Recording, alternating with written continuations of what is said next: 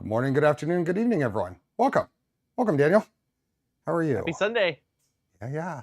Since you gave me permission, I'm going to go ahead and say hi to Tuxedo and Lars and Marty and PF Dennis and Steven and Bill. Hey, Dr. Dave. Hey, Truck Guy. Who else do we have here? Spark and Raj, B. McNichol and Marcus. Hey, Derek and Derek, thank you very much for the gifted memberships. Let me put my phone away. Don't need any stealth moderators. Who else do we have? John, Eric, Don't Knock It, Cliff, and Dan's. How is everyone? Hey, Fabrico Joe. How are you? And Spectra, Adam, Leon. I've lost track of where I was. Captain Curtin, how are you? Hey, Iconic Fab. Hey, Maurice. Hey, John.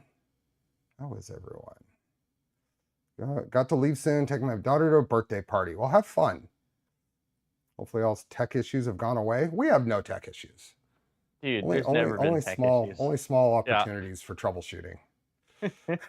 happy little accidents. Okay. Birthday parties. One of our neighbors is having a birthday party, and she's an adult, but she's having like a tea party, and so Aaron and Jackson are headed over to her tea party in a little bit here. Jackson's gonna have so much fun with that. He's gonna have a blast. Yeah.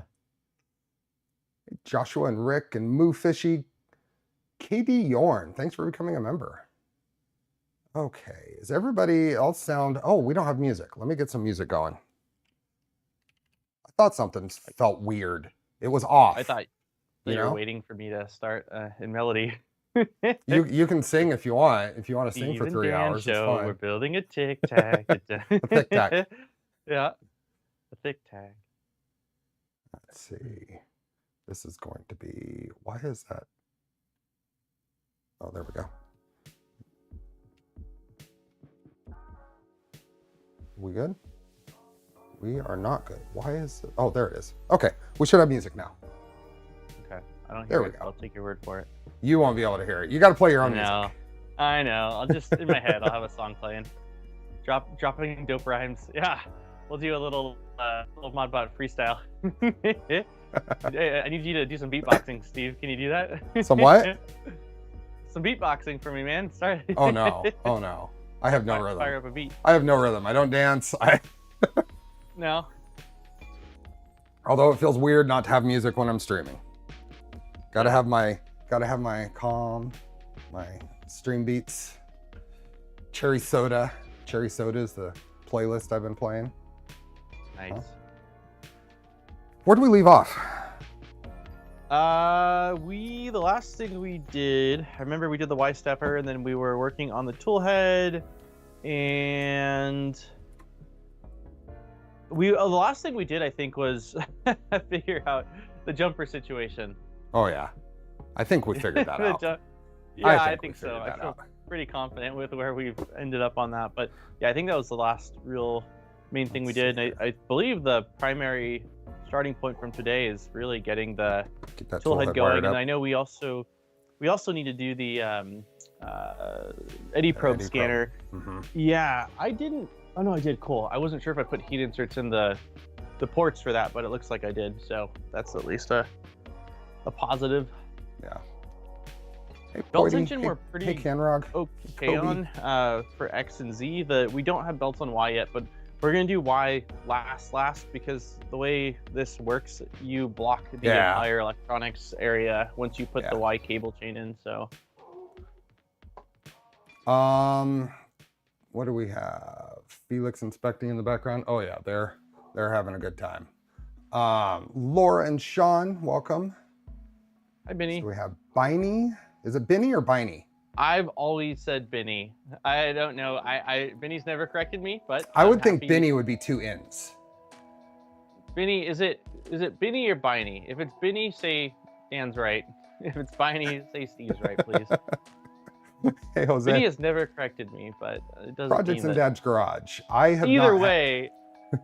Either way. Oh, that's not fair. You gotta prove which of us is right. Who's right? Who's wrong? Hey, Daniel. Hey, Jose. Daniel's right. Yes. Okay, Benny. I will try to correct myself. I will try to correct myself. It is GIF and GIF. Hey, Raj. Let's see here. What did I miss? I missed something I was going to say. Projects in Dead Garage said they stopped using stream beats because copyright claims. Now, I had a copyright claim on another playlist that I was using ages ago. It got resolved and it wasn't a true copyright claim. But I've been using Cherry Soda for far too long and I haven't had anything, so. It's been seasonal for me. I've used the exact same playlist for probably 2.5 years now, and I've gotten hit with a few copyright things, and I just basically clipped that section of the video. But yeah, I, knock on wood, haven't had any issues with this playlist. I just protest it. I won every protest. And I don't run ads live, and ad revenue post stream is minuscule. So yeah. Hey Skyrim, hey Out of Adam, 17 months, thank you. Zombie's here. Hi, the Reverend Zombie, welcome. I summoned him with my shirt. If I rub the zombie on here, the zombie will appear. It's part of my stream's identity. Please don't change it. What? The no ads or the cherry soda? Okay, let's get a little closer look here at where we're at. So I did end up ordering aluminum standoffs. Oh, nice. for the tool head. I proved that the printed ones worked fine. So I bought some aluminum ones off of Amazon. Steve, are you planning on trying the new Ratrig V-Minion Alpha tool head plate? I have no idea what that is. We are not planning on changing the tool head plate. It is beautifully machined by PCBWay, which will gets us into every stream we should say that we thank PCBWay and LDO and Phaetus and Mellow for their contributions to our projects here. Supporting the cause. The Reverend, thanks for becoming a member. I build a box turtle or wait a BTT come out with the Vivid. That's up to you, whether you want something you're gonna plug in and try to use or if you want a project. I chose the project and I would choose the project again because that's what I do. That's what I does. That's what I do. Hey Scott, welcome. It's the plate I'm talking about fabricated by PCBWay. Oh, yeah, I don't know.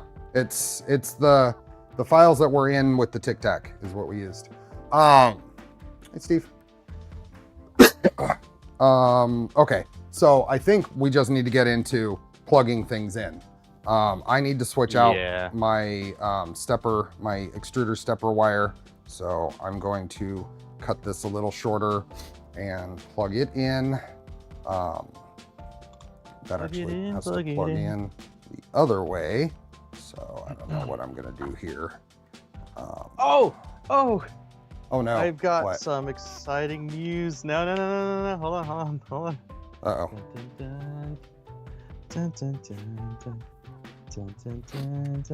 Uh-oh. Hold on. What do you have there? I've got a working set of calipers. Did you buy new ones or did you fix? No, I didn't buy new ones. Battery? Where's it at? You got a battery? Where's it at? Yeah, I am now the proud owner. Check it out. I'll lose these, I'm sure, before I need to use them again, but finally. Only took me 5 episodes to have working calipers, but I do. I also, it was a battery order, man. We haven't had working clickers for the car in like 6 months. I ordered batteries for the car clicker. So just the whole order. Yeah, everything. It's like a whole new world for me. I can measure things and get in my car. Nice. It's wonderful. Who do we have I had to share here? Fabrico Joe and Maganati. $20 of batteries, yeah, pretty much. Yeah. Hey, Garrett. Okay, let me turn this a little bit. Okay, so I think we're just crimping, stripping and crimping. Stripping and crimping time. Right down into right into business today. Go right about there. Always scary. Always scary to cut a short wire. Yep. I've had many a times where I think it's definitely one of those measure twice, cut once scenarios. I eyeball it and say, okay, that looks good, and cut. Yeah. I eyeball it a couple of times. Yeah. With your good eye. The ichrometer. All right. I think that now that I've got the heater wire done, I am going to attach the tool head to the back. That's really the main one that requires the heater wire, and well, you'll probably have to pull it off when we put the eddy probe on there. Okay. Because that might be a little tough as well. Okay. So the strippers I'm using are Engineer. I like Engineer stuff. I just don't like the PA09s. Ones I have you despise. Yes. I don't use it much anymore because I did damage one of them. I'm gonna blow my nose real quick so let me mute.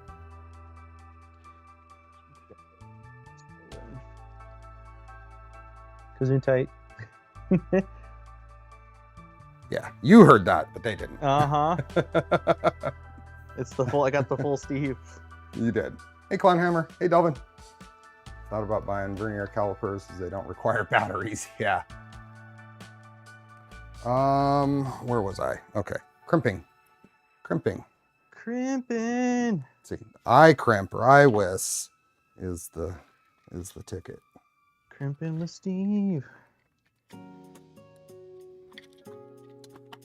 Okay, what? Oh, shoot, I didn't. Okay, going to go blue, yellow, green, red. Crimping with Steve. Oh. I need to order more of the JST, whatever. I never remember the standard size JST, like the 2mm one that I use the most of. Yeah, I need to order 2 millimeter. 2 millimeter is pH. pH, yeah.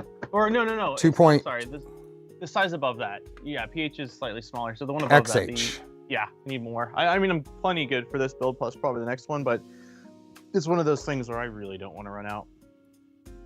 Yeah. Are you feel like you just need terminals, or you need terminals and housings? Just terminals. Yeah. I like to order from DigiKey for just terminals. Okay, maybe I'll do that. Because you get genuine JST stuff. Uh-huh. And I feel like the consistency is probably going to be better. Crimping is one of those things where I'd rather pay to have the right stuff. Yeah. Yeah. Molex stuff, I definitely try to order from DigiKey.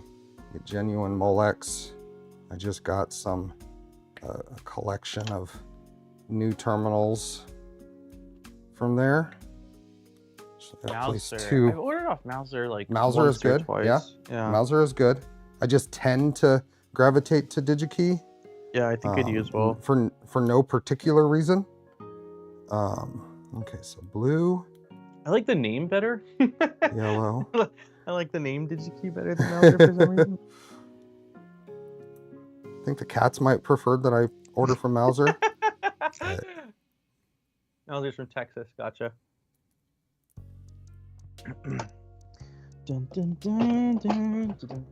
Green. Yeah, I really don't need the music today. You're taking care of it. Well, it's so quiet here, man. I've got to hum. You gotta throw some of your own music on there. I don't have to worry about copyright if it's a Modbot original. This is true. If anyone claims it, I'll be like, there's no way, man.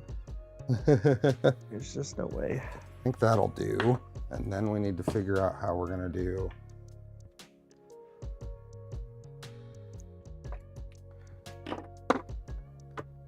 Figure out how I'm going to run these power wires. Just barely across and then up and in. We'll have a little bit of a service loop in here. Oh no. Oh no, what? I crimped the wrong Oh, I thought it was XH. This thing needs PHs, man. For what? For the thermistor. Oh, for all the rest, it's pH. For the stepper, it's XH. Yeah, it threw me because I've only done the stepper so far, and I just assumed that we were all on the same page here, but we're not. Oh, we're not. We're not.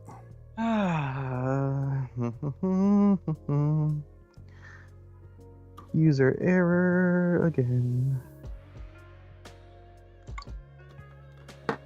That's fun. Okay. Hey, Rick. Here.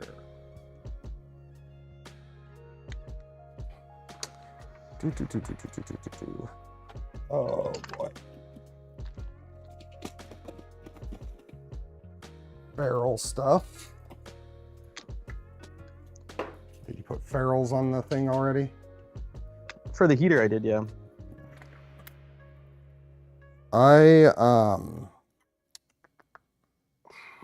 Let's go. White fit on here. Yes, okay. Hey, R. Chapman. Yeah, as far as crimping these terminals, I think I agree with Tuxedo. The pH is at smaller than pH is where it gets difficult. Yeah, I can do pH. I don't love them, but I can do them. I just, yeah, once you get below pH is when you'll start to hear the melody I sing change to a tiny violin. Just sadness. Hey, buddy. These guys were absolute freaking terrors last night. We actually locked them out of our room last night. They were so bad. Felix was insisting on getting up on April's dresser. And then when she closed all the drawers completely, so he didn't have anything to grab onto to climb, he decided to jump into the laundry hamper. It does sound this like was all, oh, what is going on? There we go. It happened. And so it was just, and this was all, like I said, after midnight. So we locked them out.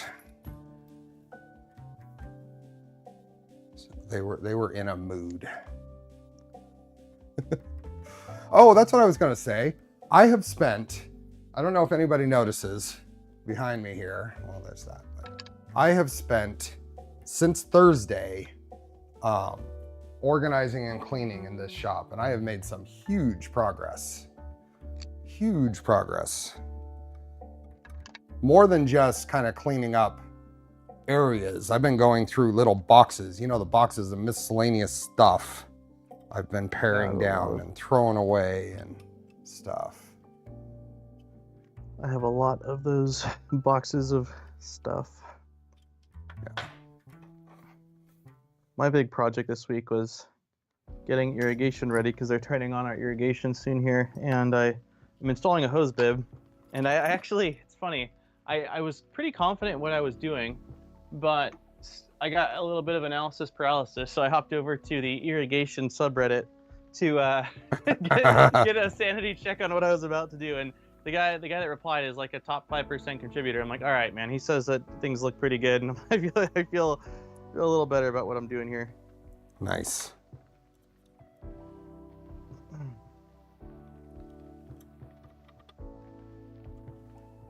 Okay, so I'm gonna cut the ends of these.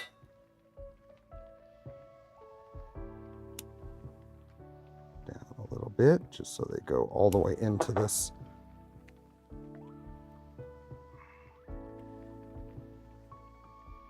There we go.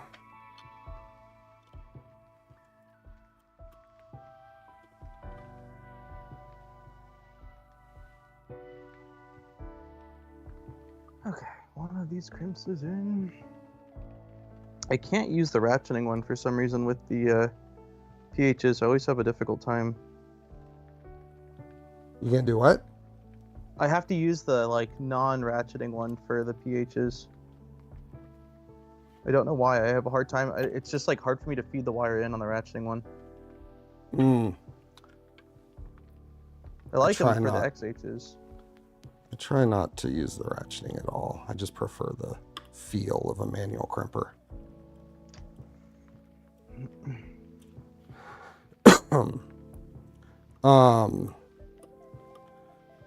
Yeah, Bill has seen my shop recently. It was not pretty. If you walk into your shop, why is that not?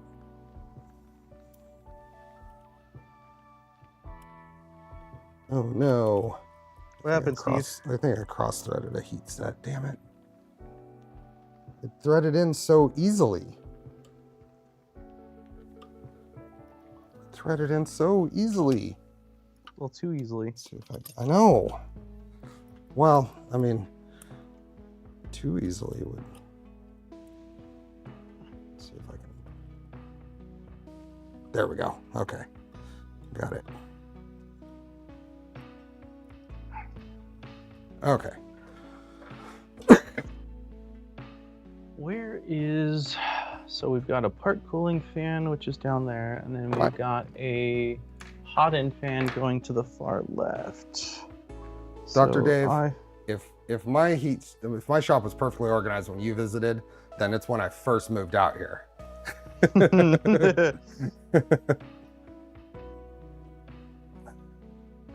What's the projected print speed of the TicTac? No idea. A million. No idea. A million? Billions. 1 million billion units. Okay,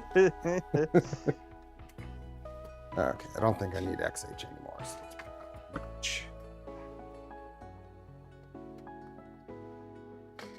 Squirrelbrain. Squirrelbrain might be able to answer. He says fast. All the fast. 1 million. Everybody say hi to Squirrelbrain. Squirrelbrain. Squirrel. If I can get my mouth to work. Okay, let's bring up the wiring diagram. Which one is it? Here we go. So I still have them all open from last week.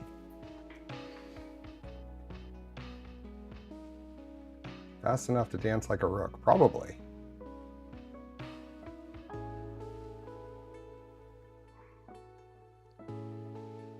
It goes to 11.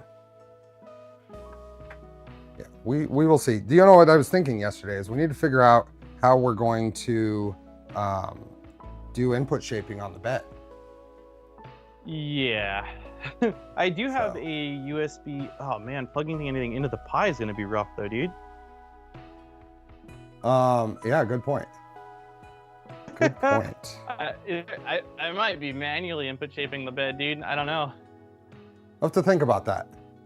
I'll have to think about that. Because I was like, I've got a USB-C connector, but I don't have access to USB-C. So. Well, we don't have, I mean, we're using the only USB out port on the Pi. Yeah, man. Oh, hey, it's Anthony. Welcome to Charlie's Angels. Thanks for becoming a member. By the way, anybody who is a member or becomes a member has access to, for the next couple of days before I make it public, my TCT Asia video that I actually put out there. I mean, I didn't edit it at all. I put it out there raw, but hey, I did it. Hey, man. Baby steps. It is out there. It's gotten quite a few views. More than I would have expected for a members only video. It's almost like you should be making videos, Steve, like I've been telling you for ever since I met you. Yeah, like 180 views. That's awesome. So anyway, that's out there. It's me and Doc walking around the show and just kind of chatting about things. Hopefully the biggest thing you get out of it is just kind of a feel for what it's like walking around a show like that if you haven't been. So.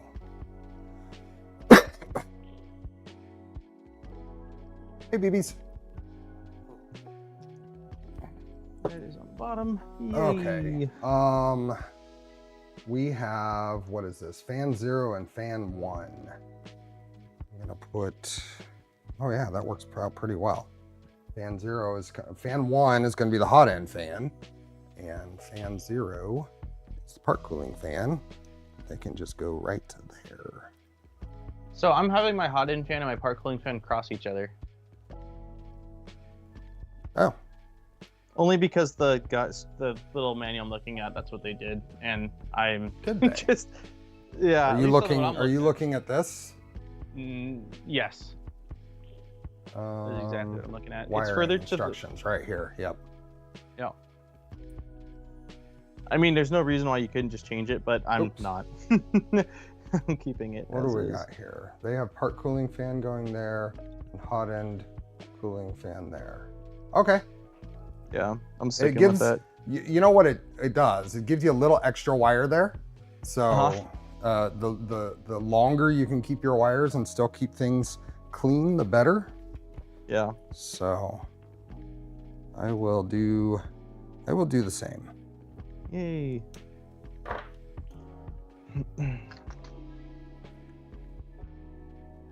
So Zybertech, the SHT36 does have an 80XL, but it can only test X. Y is down here. Yeah, not a Core XY. Yep. It is a TicTac. You know, they do make printers that aren't Core XY. Blasphemy. I know, it really is. It really is, but they exist. How dare you.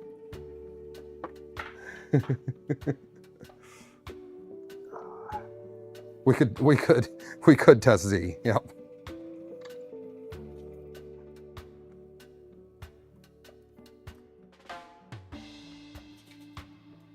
Ugh.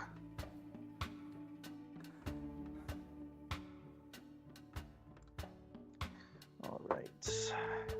Crimping it up. Crimping it up.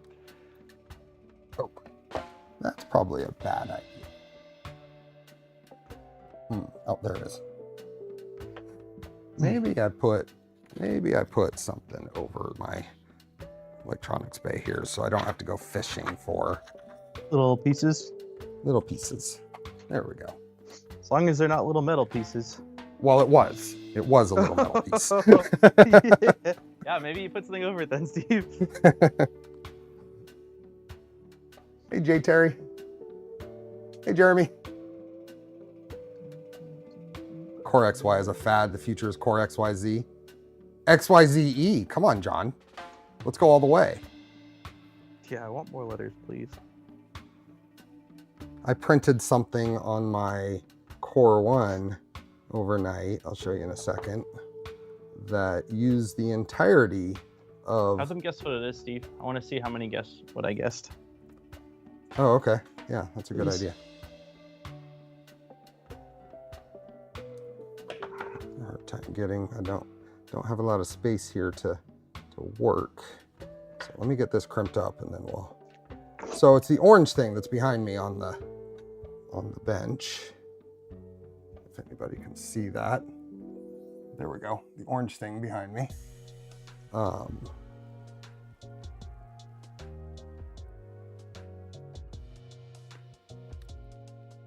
one.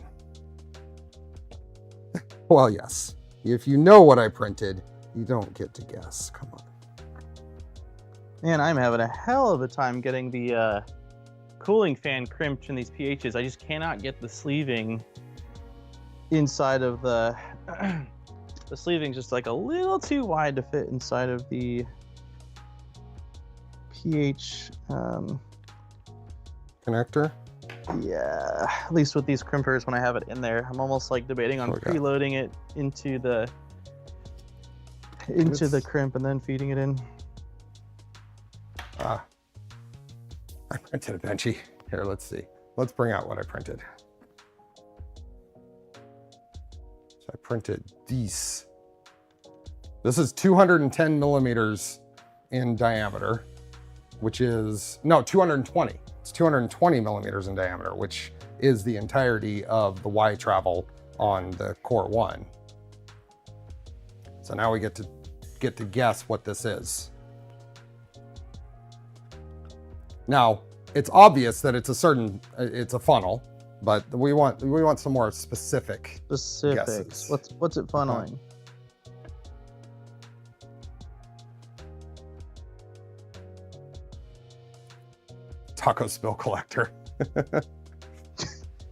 So an expensive machine and I made a funnel. Yes. I modeled this. I'm pretty pleased with the modeling. I have had to print just some sections here. I sent this last night. This is the first attempt, just to make sure everything would work fine. The threads are too tight. Jelly Belly Rebottler. You're close, Nurgora. You're actually close.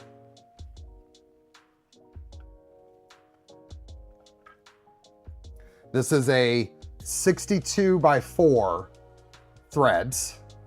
If that helps. Set that right there for a second. We'll give that a little time to stew. Losing my marbles with this last crimp, dude. Oh my god. I just cannot get the sleeve to go in there. Like if I load it up before I feed it into the crimp, I can, but then I can't get it to stay in place. The sleeve? What sleeve? The insulation? The sleeve for the cable. Yeah, insulation, exactly. I cannot get it. It's just like ever so slightly not wanting to go into the little terminal thing here. I'm sitting down now. I'm in focus mode. You know, that's fan. That's fan. Oh shoot. Okay, I guess I'm doing the opposite of you because I was looking at the wrong connectors and I cut it too short. That's okay. All right. No longer twinning. That's okay. Dr. Dave, how in the world did you guess that? Where's Dr. Dave, how in the world, what made you guess that? Because it's you, Steve. How in the world did you guess that? I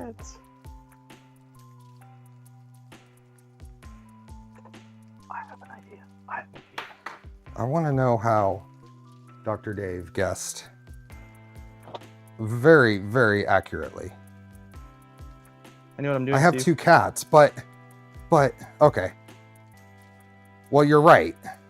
And the specifics of why I did it is because I have the whisker litter robot, right? I have the whisker litter robot. Now I've used just the local Target brand Tidy Cats of various different flavors, and it's been okay. And then I decided to order the whisker stuff because it's not that expensive. I can put it on a subscription. It takes away something that I have to deal with. I don't need to go to Target or whatever. Chewy? No, it's straight from Whisker Direct. And it comes in the most ridiculously stupid packaging I've ever seen litter come in. I love how like you can feel the like passion of how much you despise this litter bag, man. The problem is that these cats have an obsession for playing with litter. And I had one of these bags out and they ripped it open, sent it all over the living room, playing in it. It's like a little sandbox for them. It's been since day one. Day one, they came into the house. We set up a little temporary litter box. And the first thing that Felix did is go in there and make little cat angels in the litter. Litter angels. Litter angels. Now we have the how do you feel about that, Steve? Yeah. Well, you know what grinds my gears. That being that it's a relatively thin bag that the cats can get into. And the other is that it's like some of those packaging you see where it's a folded up bag and then it has the opening on the side that you like rip open, but it's got a ziplock there. So getting that situated right to pour cleanly is almost impossible. They like to take dust baths like chinchillas. Exactly. I had a chinchilla as a kid, actually. So I know exactly what you're talking about.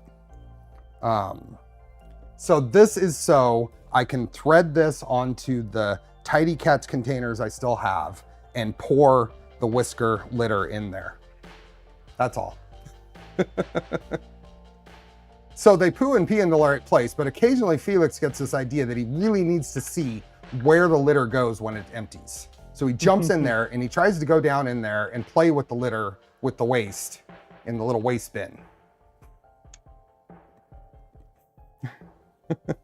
Steve, anyway, what? I want to share what I ended up doing. So Here, after you got plenty full. of Oh, hi everybody.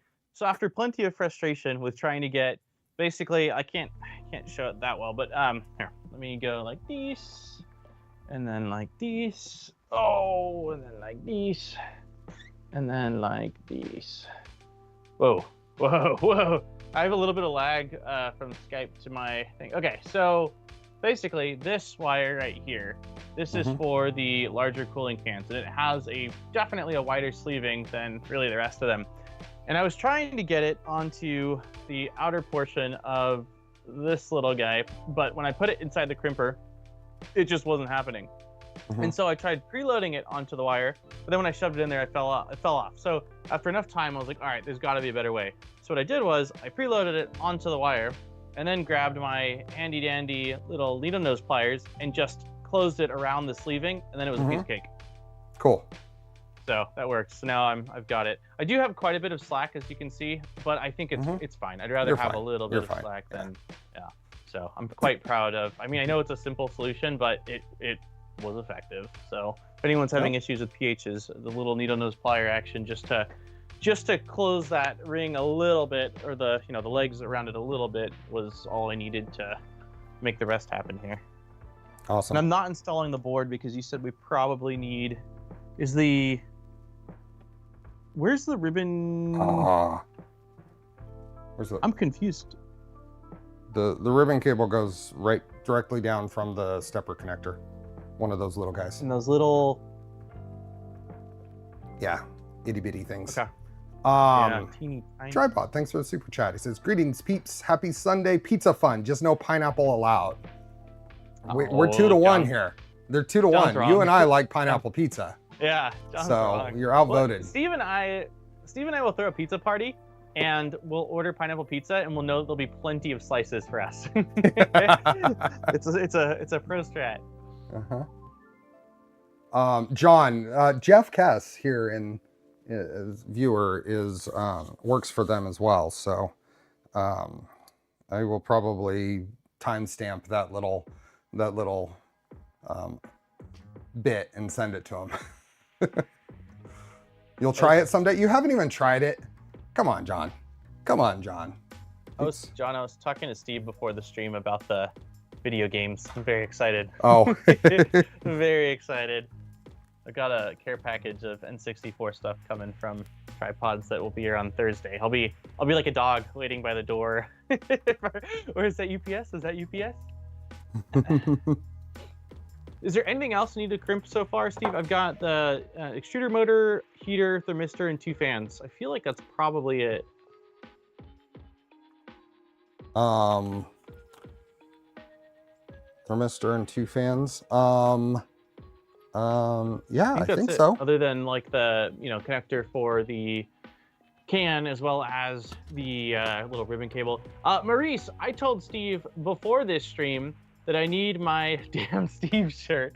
And that I've been telling Steve that. So the second Steve has a shirt, I will be pre-ordering. So yes, believe me, I would love to have a Steve build shirt. I love my zombie shirt. But I'd like a Steve build shirt too. Yeah, I know how much you like your anchovies on pizza, Scott. I used to respect Modbot before Pineapple Pizzagate. Oh, whatever. Whatever, John. Don't you have a birthday party to go to? Just kidding.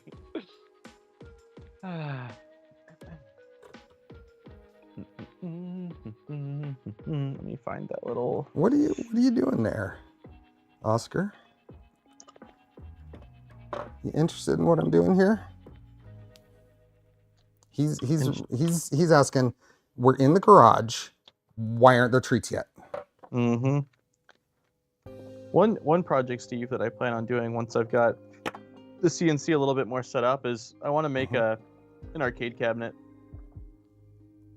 Oh, it's been on my list of things for a while. I'd like to do full size. My Shiboka won't cut full size, so it'll either be a base with a top, or I'll just do sort of the top one where you bolt it into the studs of the wall, so that way it's kind of like, Barstool can fit underneath it.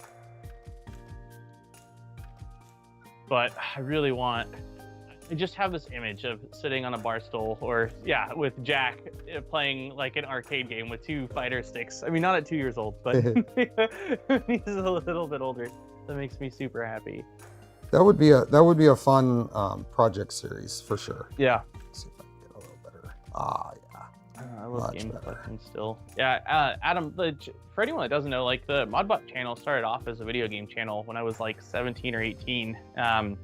And I was doing video game modding and hacking, and I was really into it, and I loved retro collecting as well. And then 3D printing actually just kind of happened. I met a guy who had a guy living in his house that had a 3D printer back in 2014, and was like, I'd never heard of him before, and he explained it to me. His was still in the box, but he like explained it to me, and so I went home and was like, this is the wildest thing I've ever heard. And so I saved up my money for quite a few months to get the DaVinci 1.0, and then I got it with the intention of using it to continue on the channel as video game hacking and modding, but making 3D printed custom cases and stuff like that versus Dremel hacking things together. And then the 3D printing was quite bad back then, so I never really fully accomplished my goal, but became absolutely obsessed with the technology, and the whole channel sort of transitioned to like, here's this new thing I can squirrel around on for the next decade. So yeah, I'm a big fan of, I don't play very much anymore because I just have a hard time with portion control and have way too much work to do. But I absolutely have, I mean, that's a kind of one of the reasons why I love on the playlist I have for YouTube streams, the 8-bit sounding one, because it's really nostalgic. Just that sound. Old school pinball would be a fun project. Yeah, that sounds like a complicated project. There's a lot that goes into a like classic pinball machine. I have a problem with portion control as well. I like I'd like to think that a lot of us put it that way. It's the best way I've thought of. Like it sounds bad saying like I get addicted to things like video games. So like portion control just sounds a lot nicer. Like I have a hard time just playing for 10 minutes and being like, okay, that's it. It's like no, I can lose track of time playing on stuff. So yeah, I think portion control with that and food. Yeah. I don't think we're alone, Steve. I think that's I think there's many of us. Okay, let me catch up on chat. I know I saw a few things come through here I wanted to answer. We'll be seeing you guys at Open Sauce. You'll be seeing me at Open Sauce. I won't have a booth or anything, but I will be there as a attendee. I have my ticket. I bought it the last day of the last show because that's the cheapest way to get into Open Sauce. Daniel, I'm pretty sure, will not be there, right? Yeah, I'm not traveling this year because we've got another baby coming, and Erin's been super sick this pregnancy, so even more so than other times. I can't. I don't feel right about it and should be pissed. So yeah, I'll be here. Yeah, I'll be here playing N64. We had a cat for scale and TicTac size. Hey, D-Max Nova. Making a Dynamo arcade cabinet for the past 5 years. Nice. Oh, that's cool.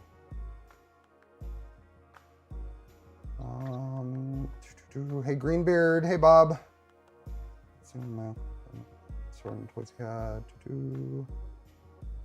See you, John. Okay. So you plugged the thermistor into the 4-pin port, right? Oh my God, no. No, I plugged it into the port that says thermistor, not the PT. Oh my God. Oh, is it at least a pH so I could reuse it? Yeah, it is. All right, it is. Okay. Oh my, thanks, Steve. No, like I know it sounded sarcastic, but thanks, Steve, for real, because I would have discovered it later when I would have been like, why isn't my stuff working? I figured I'd better ask as soon as, because when I was looking at the diagram and then getting ready to do mine, I almost did the thermistor port. Yeah, I appreciate that. All right, depinning these zones. So although I don't love pHs as much as XHs, I do love depinning them a lot more because it's so simple. Just lift the leg and pull it out. Yeah. Okay. Raven Keeper. We are using the Micro 4, but we are not using the RGB port on it.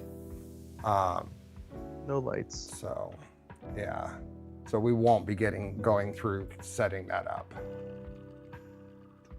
RGB buttons, 4-foot wide cabinet, got stuck on spending more time configuring buttons actions per game. The little things on builds like that can really be time sinks. If you're not able to go to Printed Amsterdam, you could ask Pooch if you can come as his carry-on. Timing on stuff. There's a lot of events between now and June. I just can't do them all. I won't be doing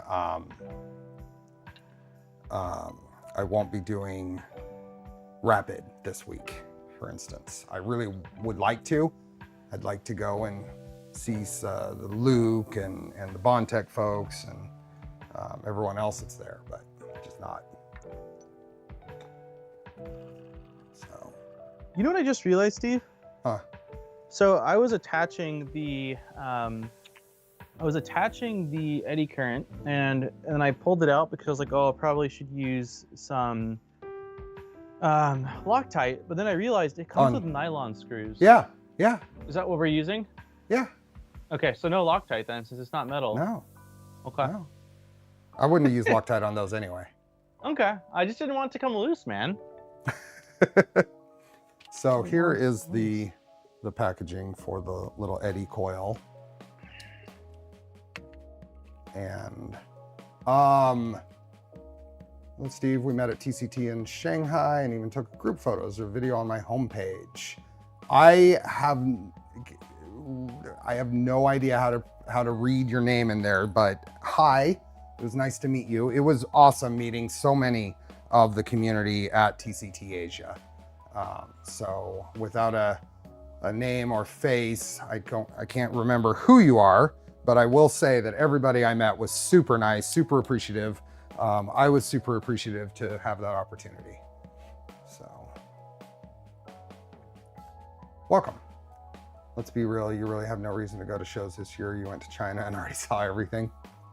So the show itself, TCT Asia itself, was nothing different from, say, Rapid here or Formnext. It was really about the people and about the particular vendors that I got to see, like Mello. I got to see Mello in person, which I'd not had any opportunity anywhere else. And then the Phaetus folks, the CEO of Phaetus and who is it? Aaron and Donald. Aaron and Donald, and who's the woman? Oh man, her and Aaron. She was at like Formnext the entire time. She was at Formnext, but so I saw her before. But her name, I don't know. We were calling her like, it's not Glory. her, Glory? I don't know her like business name. We were when we were out there. We were using her other name, and I don't remember because it's been months, and I'm awful at names, and I'm really sorry. Aaron would probably know. We're not doing Eddy. I mean the BTT Eddy. We're using the Mello implementation because it came with our tool head boards here. I want to see you install these nylon screws into these standoffs, Steve. Into what standoffs? Inserts. Into the brass inserts. Why? I don't know. Mine's just not going in smoothly. Okay. It's probably a me thing. You got me a little worried. Yeah, I'm also a little worried. Well, so I did say eddy coil, but this is an eddy current coil. This is an eddy current coil. Just because BTT chose to name their thing Eddy, and they have an eddy coil version. It goes right in, Steve. It was user error. It was user error? Okay. Yeah, I was going in at an angle. It looks super familiar. Also, next time you're near your Duet machine, look at the molding on the Duet cable for the CAN board. Okay.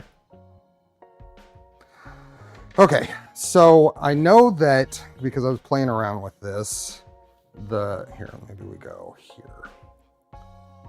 Getting this little ribbon cable into you're gonna want to put the ribbon cable on before you put the coil on the tool head. Did it go right in? Am I doing this right? It just goes in right here, right? Yep, it goes in just like that. There's no latch. It did take a little more push than I was expecting. Yeah, but it does. Yeah, it pops in fully when it's like seated. Okay. Yeah, it scared me for a second. Then the little latch pushes down. Wait, there's no latch? Yeah, there is. There it is. It's right there. So you might want to lift that up and make sure it's pushed all the way, and then push it down. No. Oh, so there is. Oh no. Hey, Rod. I'm sorry, Cable. I didn't realize that was a latch. See ya, Martin. Mini bat boomerang. Yeah. Well, now I've taken it off. Hey, Peter. Okay, hopefully it's pulling in. So that's hilarious, dude. I looked for a latch. I didn't realize. I'm not used to seeing them on the back end like that. Usually it's, you know, towards the edge of the connector, not on the inner portion of the connector. Okay, I'm also like here. Not wanting to over tighten these nylon screws.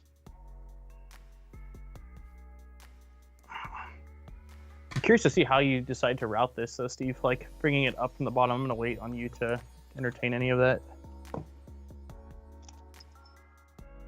Okay.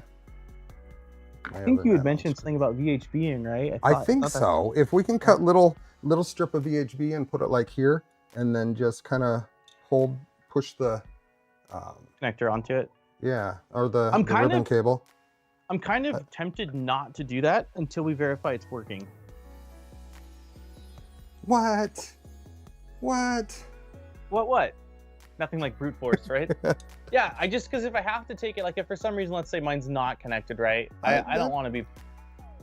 Come on, it makes sense. It doesn't make any sense. Oh, Steve. You assume everything's gonna work first try. If I look at my track record, it's usually the third try. Actually, the first try I did something wrong. Second try I again did something wrong, and third try nailed it.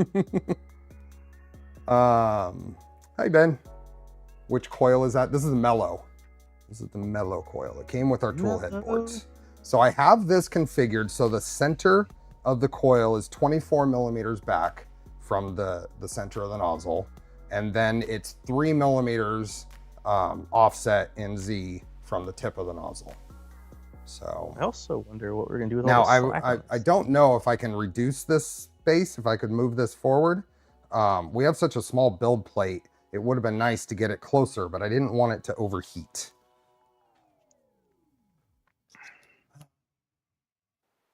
It's gonna be quite a bit. The connector does go up. I put mine in wrong. The connector does go up. I wasn't paying attention. Connector up. Wait, this is wrong? This is wrong. So connector I did it wrong as well. Flip it around. Yeah. You sure? Yep. But the coil. The coil's on both sides if you look. Oh.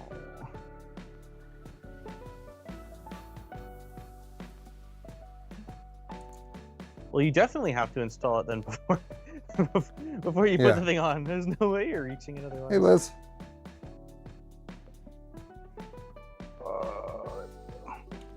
Strawberries from California. What kind of tariff did they charge you? 1 billion trillion.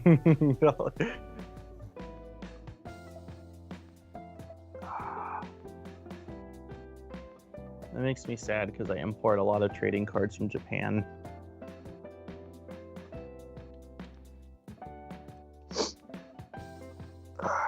Okay. I did it upside down. Thank you, Thomas. This is also, Steve, why we don't VHB things down, because we probably installed them upside down. I don't know what you're talking about. I don't know what you're talking about. Mm-hmm. Why not capped on tape? I think the VHB is going to be a little cleaner and probably stick a little better and be a little easier to manage. Capped on tape is so thin, it can be a little finicky to work with, and it's definitely not as clean looking, I don't think. Nope, not pretty.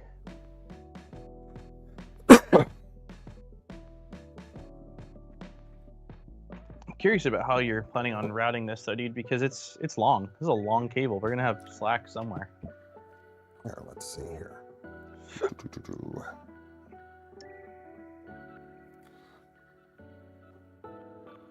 It is pretty long. It doesn't look good routed over the fan like that. No. I was like planning on routing it maybe at an angle and going up the left side. Like maybe straight across like you have it, but then go under the fan at an angle and then up the left side. That's kind of what I'm thinking. But there's gonna be a bunch of slack. I don't know what to do with that. I'm not really sure at this point.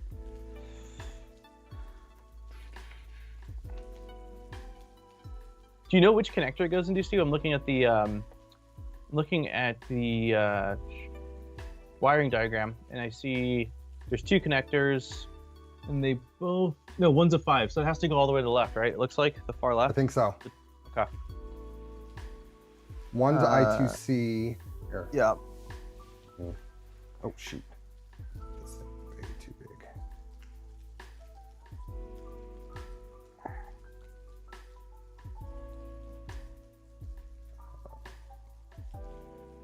Oh shoot.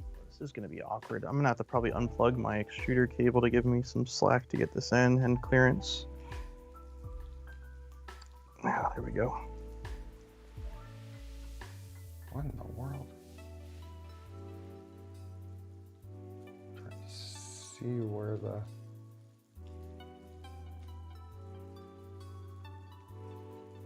There we go. Oh yeah, here I got a definitive thing. See, coil. Oh, is the outer one. I was like, one. I was like a swirly and I2C. That's hilarious. Okay, cool. Can you route behind the fan bolt? That's what I was kind of looking at. What else do we have? Brent, welcome. And put a 45 bender run along the fan frame and up a corner. Thought those cables were too delicate to have on the motion system. As long as they're secured and strain relieved, we're going to be fine. I'm wondering, it looks ugly. Hmm? Now that I'm just kind of like debating on different ways to route it. Like there's the zip ties slots on the right side of the fan. But I don't think I want to use zip ties. I'm probably just going to use tape along the left side. Yeah. Yeah, I'm gonna end up folding it. That's what's gonna happen. I'm gonna end up taping it to the left side of the fan housing, I think, and then put another piece of tape to secure it. It won't look. It's not gonna be beautiful. It will not be beautiful. It'll be functional. I think we go straight back and fold it. Go straight back to about here, and then fold it around here. And yeah, then that's kind of what. Up into the.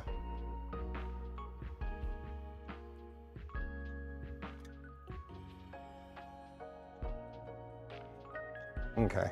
I'm not going to secure it or bend it anywhere because I don't want to cause any problems. I'm just going to hook it into the tool head board, and then we'll figure out maybe in between strains we can figure out a little better route from there. Okay. But for the most part, I'm just going to tuck this out of the way for right now. The rest of things are, I mean, the tool head wiring is connected. I've got a couple of zip ties I want to do to clean things up, or I guess just one zip tie here, but that'll go later. So next, what are we gonna route our X? I think we're gonna route our umbilical, right? Do we want to work on that? Yeah, it's probably a good plan of attack. Okay. So, is there room between the part cooling ducts to go up the middle? No, I tried. I looked. I tried to send it through in between, and it doesn't. This is just gonna get here out of the way. Shoot, I need to get over here.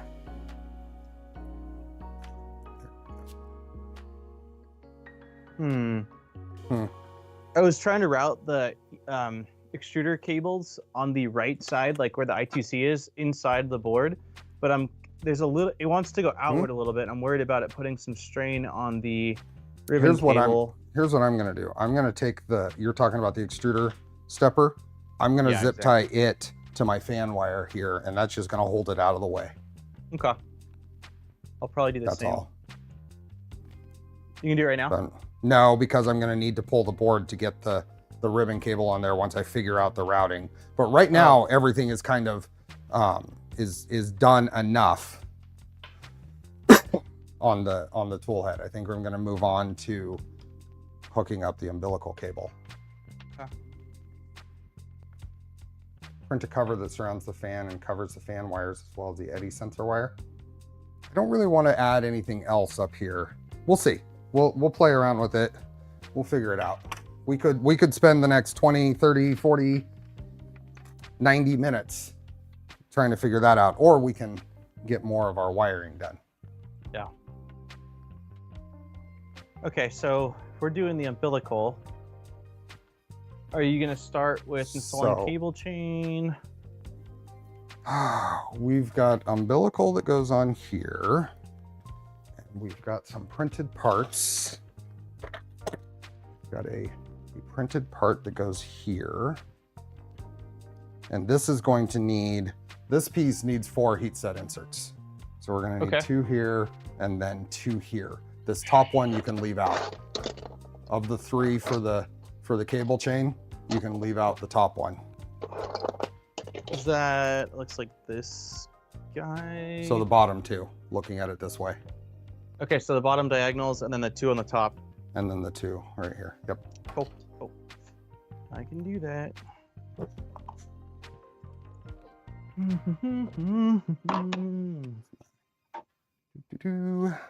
It's getting warm up here, dude. The combination of the coffee and just the heat rising up here, I'm like, it's getting a little, a little sweaty up here, man.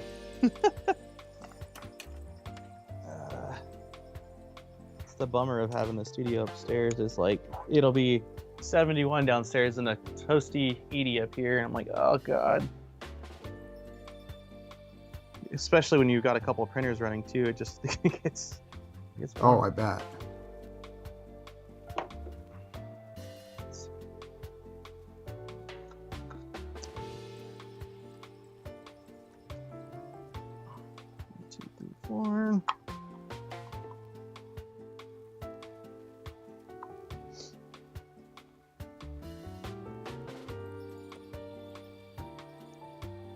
Is this part the stock part? Or is this the part you modified?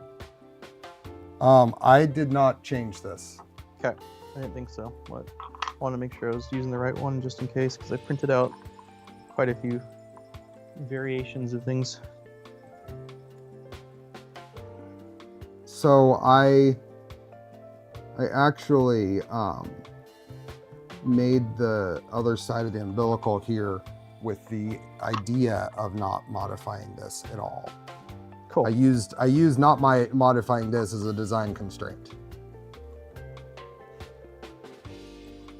Just adding on to it. So that's why we're using the two lower screws there that would normally be a cable chain, and then where is it? And then this piece here.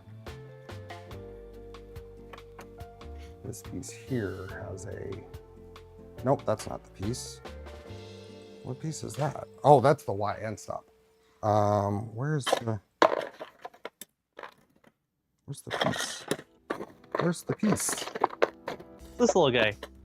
Like a triangular piece. Yeah, but where's mine? I don't know. That wasn't part of my it wasn't part of my to-do list. You weren't supposed to keep track of my parts? I don't think so. I must have missed the Discord message.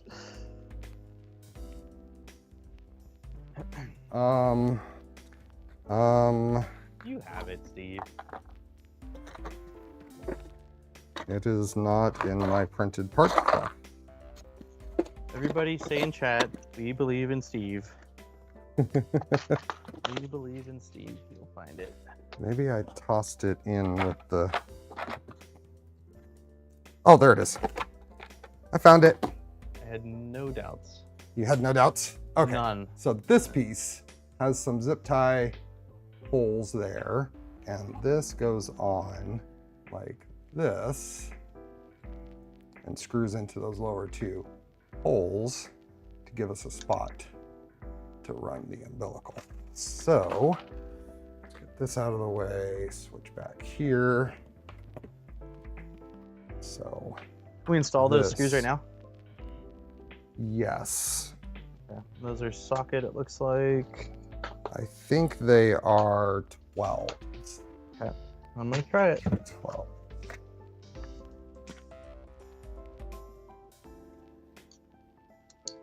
Seems right to me.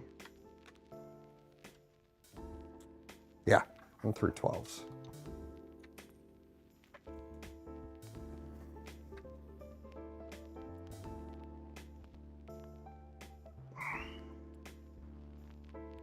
I do believe in Steve. I do.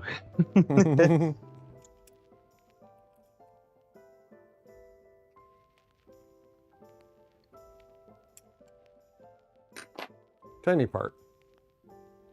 And this will go on here, and that will allow us to run the umbilical like that. Looks great. So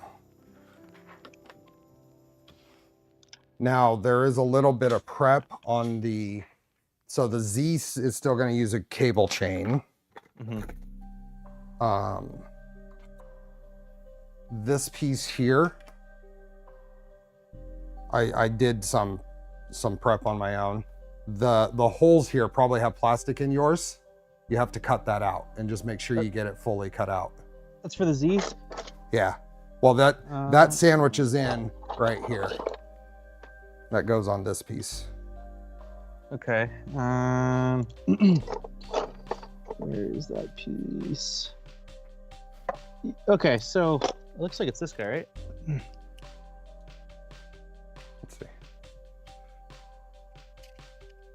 Yes. You're saying I have to see, you cut those holes out all the way. Yeah. Oh, really? Yeah. What did you use to cut them out? Because they look pretty solid. I used, they're not. It's not. I just used an X-Acto knife. Oh, cool. Yeah, I just used my Phillips head to push it through to start it, and then I'll probably use the X-Acto to clean it up. Yeah, to clean it up. Yeah, they look a lot more solid than they really are. They come out nicely. Yeah. So, and then, X-Acto, where are you? Where are you, X-Acto? You gotta be around here somewhere. Oh, come on. I know I just used you on the last stream. Did I not take it off the table? It could still be staring at my face. I don't see it. Oh, is this it? Yeah, it's on the table underneath something. It's always like that, hidden in plain sight, you know? a 5mm drill also works, according to Squirrelbrain. Oh, I have a reamer. That, even better. Yeah. That's one of the best things. Yeah, it's up there. One of the best things that you had me purchase, Steve. Did you buy it from KB3D? No, because I didn't realize they had them when you had told me. I found out afterwards, but you did say like you should get a set of reamers, and boy, do I use them. Yes. A lot more than I thought that I would. KB3D sells reamers with a neat little laser cut holder and stuff. So if anybody's looking for them, check. And you're in the US, it makes sense for you. If it makes sense for you, KB3D is a good source for those.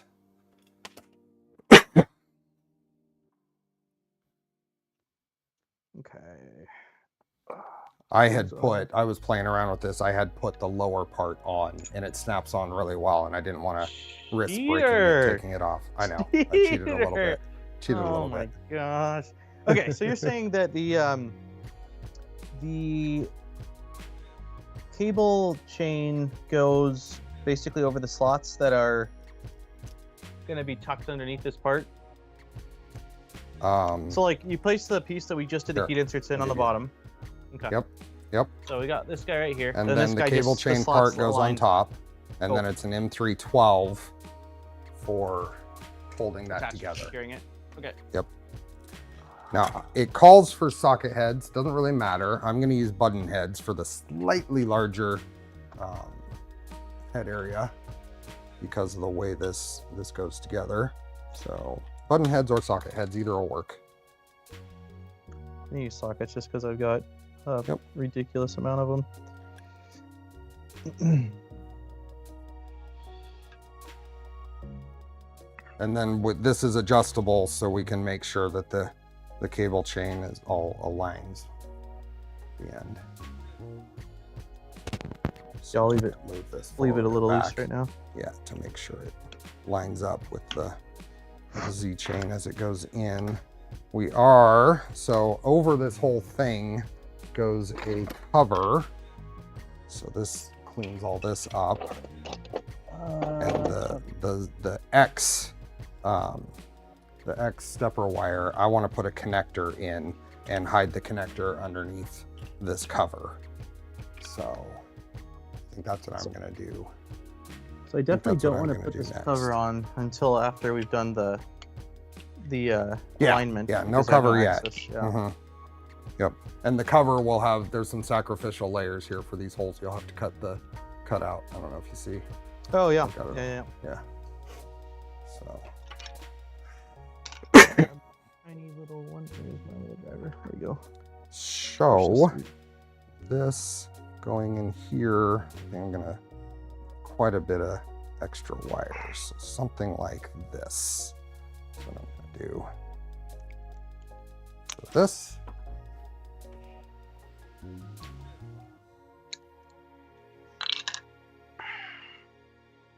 Can you show me roughly one more time, like if you move the wire, how much you did? So coming up from there, if you feed it over into that printed part, I just want to see approximately. Yeah, okay, so like almost across it. I guess basically across it, straight up and all the way across. Okay, cool. Sounds like a plan. Where am I? There we go. I'm gonna use, since I bought them, I'm gonna use a 2x2. See, I just placed a DigiKey order for microfit stuff, and so I have some 2x2 housings and then some genuine terminals. We're using 20 to 24, right? That's the range. Yes. Okay, make sure I'm using the right stuff. These are 26 to 30. These are 20 to 24. Nice. And then these are 4 wire, so I need this. There is, so I see in chat about display. There is no display in the reference design here. You and I talked about doing or briefly talked about entertained it. Display. Yeah. I think I'm fine with just running it headless. Yeah, and it's how to run it in the limited electronics compartment space and where to put it could be an add-on later, but for our builds here, we're not going to do displays.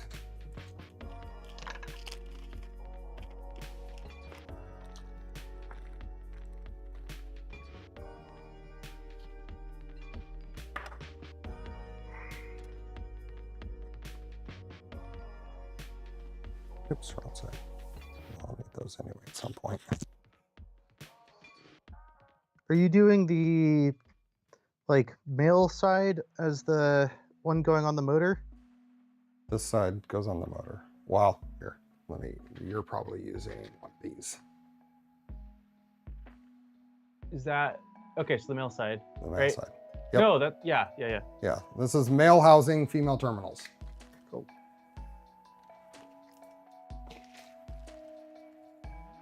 Oh, it's female terminals. What reference? What reference? So you're using you're using these terminals then, Steve, for the side with the motor. Huh? These little guys. You're using these little guys then, not the. That's the side with the motor. Yeah. Yeah. Okay. So I was doing the opposite. Socket instead of pin. Okay. Does it matter really? Like if you, I mean. No. Okay. But it's just in general. Okay. Does it matter, Steve? Oh, I see it. Yeah. I think it does. In general, I don't know what it makes sense for me to use this side. I don't remember exactly why.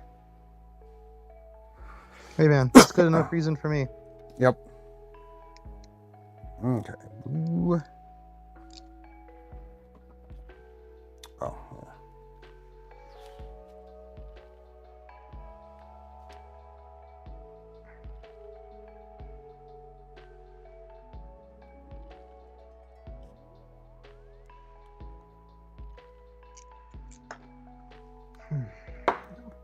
First crimp. I have to be careful with these. I don't have a lot, so I have to kind of crimp carefully. Judiciously. Yeah, I already lost one. So this one has, so there's 3 different little crimp slots on it. Hmm? There's 3 crimp slots On these connectors, like microfit. There's a wide one, there's a small one, and another small one.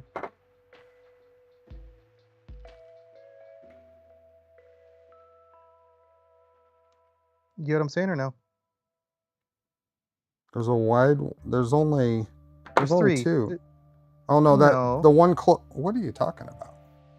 What are you show talking you? about? Let me Yeah. give me cam. Give me cam. Yeah. I don't have cam, but like, you've got. Oh, there we go. Focus. So you've got Zadi, little thanks for guy, becoming a member. little guy on the edge. That's insulation.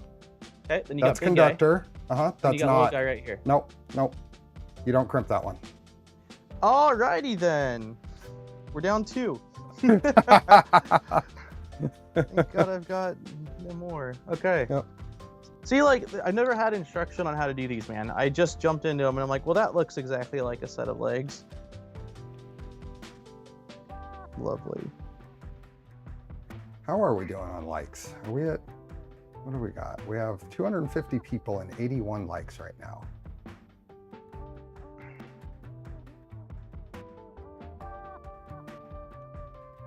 Oh, as far as which terminal goes in which housing, that's set. It's whether you put the assembly, the terminal and housing assembly, the male side on the device or the female side to the device. Depends on the particular connector, I think, and what makes the most sense from a potential for shorting it out, of it being left hanging. Like with batteries, you want to make a special care not to have a potential for shorting. Hey Jake, welcome. When are you guys streaming to? What does that mean? Wouldn't do that if I was you. Do what? Wouldn't do what?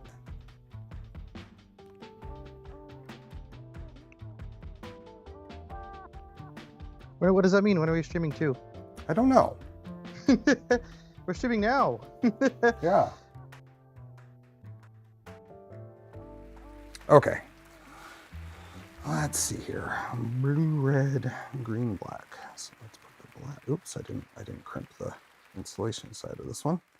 I got distracted. Oh, until we're streaming until we're another 2 hours. We're basically another 2 hours. I get it. Oh, streaming 2. 2. The wrong 2. Hey man, TWOTOOTO. you never claim to have all the answers. That's hilarious. Hey, Pedro. That makes a little too much sense. I almost have to crimp the one that goes on the actual wire twice because the thickness of my crimpers is not wide enough. It sounds like a personal problem. It is. It is 100% a personal problem. I just wanted to share my pain. I was just messing about. What time are you guys streaming until is what I meant. Yeah, we're about another 2 hours. So that'll go in there. And then we'll connect the other side once we know how long it needs to be. Okay. means we can take this. Okay, one last one. One last one. You know, last stream, it came up as a question in chat about Smurf. And I had said I'd heard rumors they were moving it and that it was probably going to get moved into 2026. In between that stream and now, Sanjay Mortimer Foundation did post that they are expecting Smurf to be in March of 26. So since we're talking about the Brits here in chat, that brought it to mind. Okay, I think I got these, Steve. As far as orientation, it probably doesn't matter as long as you align the other side of it. But I will try to... I always go blue, red, green, black. Okay. Blue, red, green, black. From And left to this right. is... So this is going in the wider of the Here, let's see. connectors then. This guy. It's going in, these ones are going in this guy. Huh? No. What do you mean no? It's going in these guys? Yeah. Okay. Yeah. That's which terminal? Let's get a close up on the terminals. You did the socket and not the pin, right? Yep, that's the socket. Goes into that connector there. Yep. Okay, blue, red, With green, black. the crimp side, so if you have the locking tab up, the crimp side is up as well. Does that make sense? Okay, so locking tab is just kind of the U-shaped thing? No, hold on. No. The side with the crimp doesn't look like it has a locking tab. Like, I always thought the locking tab was the little legs of this guy. Like, let me see. Oops. So if we're looking at this, Yeah. the locking tab, that Yeah, thing yeah. up, and then the terminals go in with the side with the crimps up. So if you have the terminal, it goes in up like this. Okay, with the This legs is just up. uncrimped. Legs Okay. up, goes in like that. All right, I'm doing blue. I'm doing blue on the right side, starting with. Blue, yep, blue right here. Okay. Blue on the left side. Blue, red, green, black.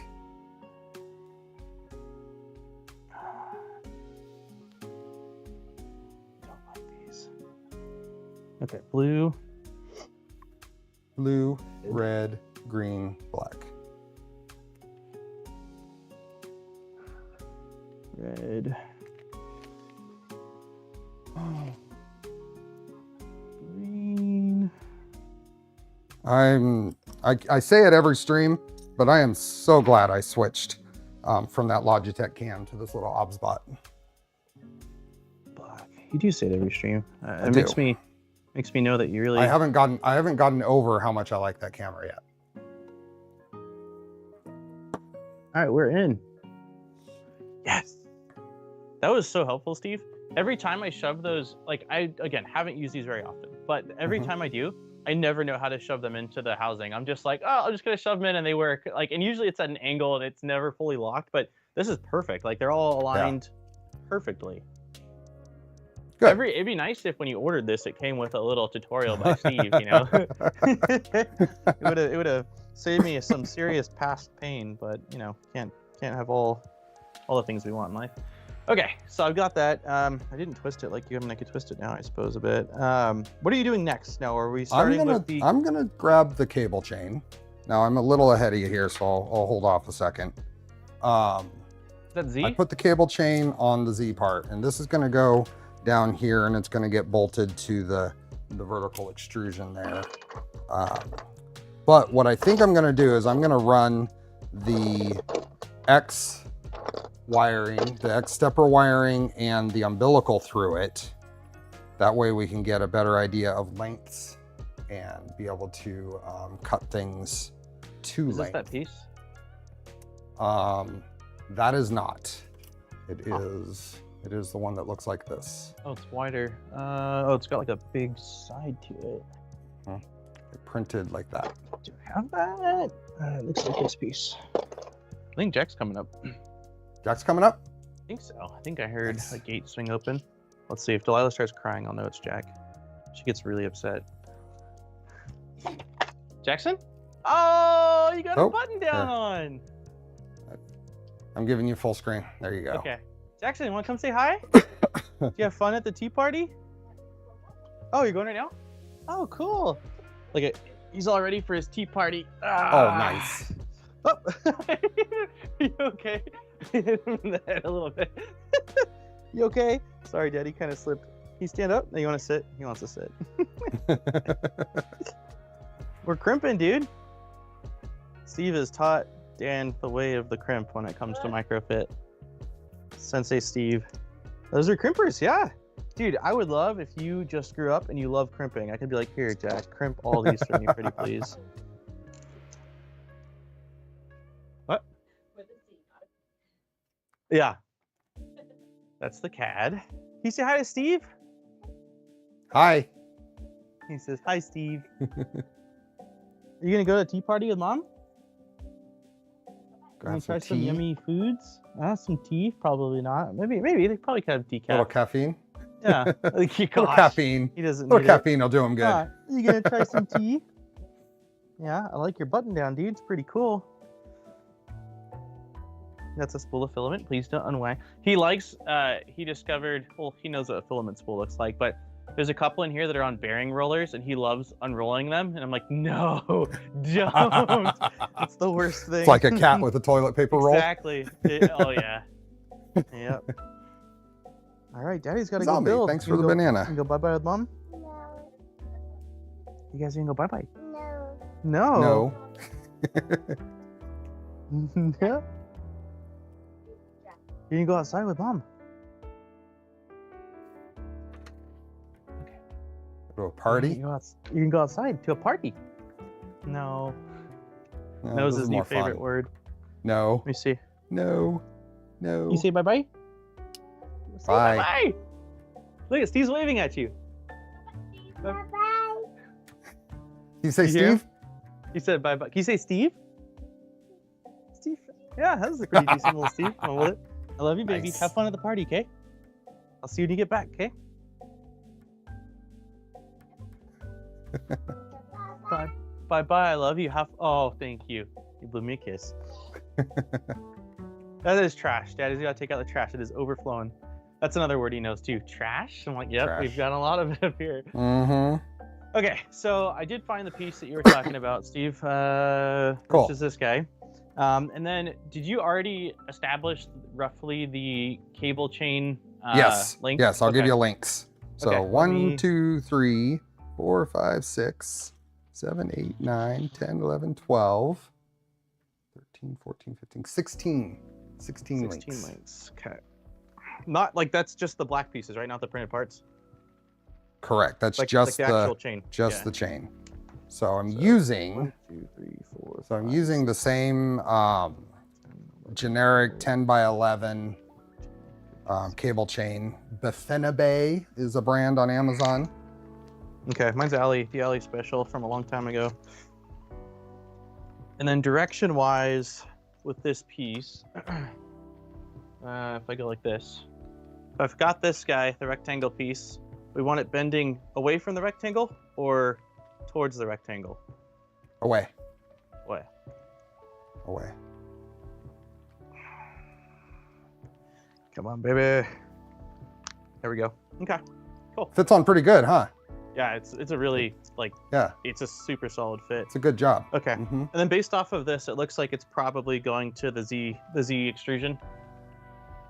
Yes, it's gonna bolt, but we won't do that yet. It won't bolt Okay. on yet. So I've You're- opened you're- up the chain.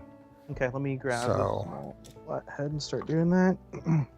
Then I'm going to run the other side. I'm just taking the I won't have to recrimp the end for the controller. Oh, come on. Ugh. I'm just gonna run this through. And the same What is- with the What did you just run through the X motor? the X, the amount Cut of off? wire that I cut off. And then the umbilical will also run through here. But you haven't zip tied the umbilical to that printed part up top yet, have you? Oh, I've taken it all the way off. You need to. I've taken it all the way off. I haven't done anything with that yet. Oh, it's loose. We're It's gonna, umbilical. yeah, it's loose. Gotcha. Yep. Is there a button or no? It just pulls off from this connector type. Is there a tab of sorts, or you just pull? Nope, it just pulls. Okay. Pulls straight up. Got it. Okay. Okay, so we are then routing this. With here. those in there, we can close up the cable chain.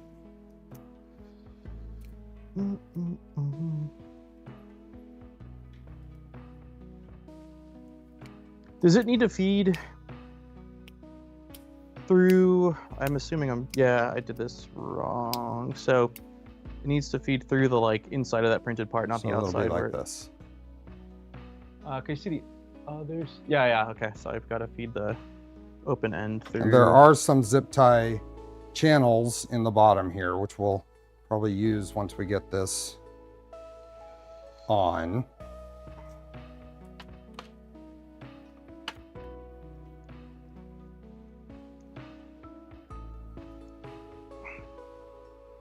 Come on, baby. Okay, so we got that one through. And then we also need you said the motor one for the X. So that one is going to, where did I put that one? Here we are. Hey, Mark. Then it'll be Okay,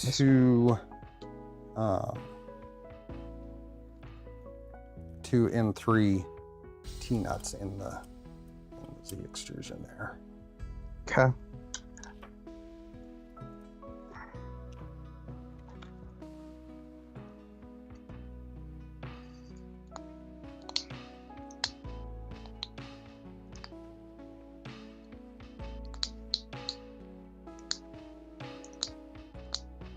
A lot of snapping.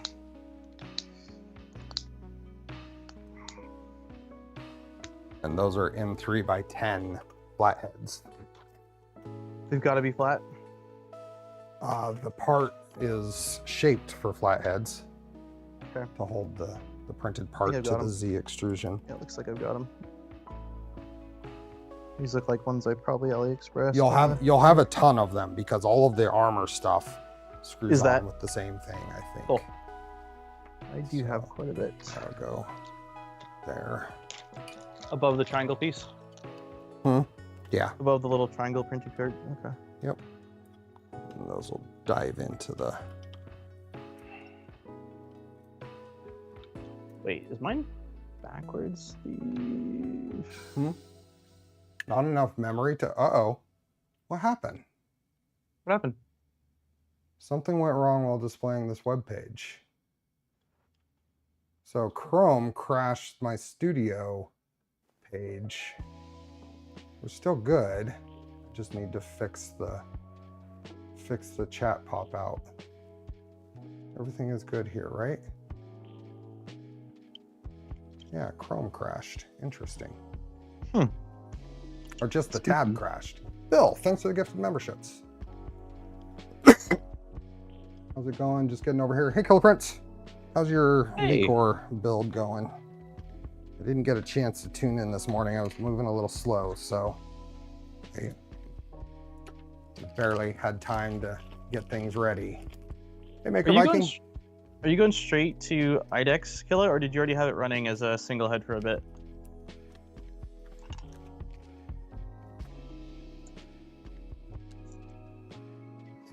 I had a few issues with memory errors in Chrome while watching YouTube too recently. Interesting.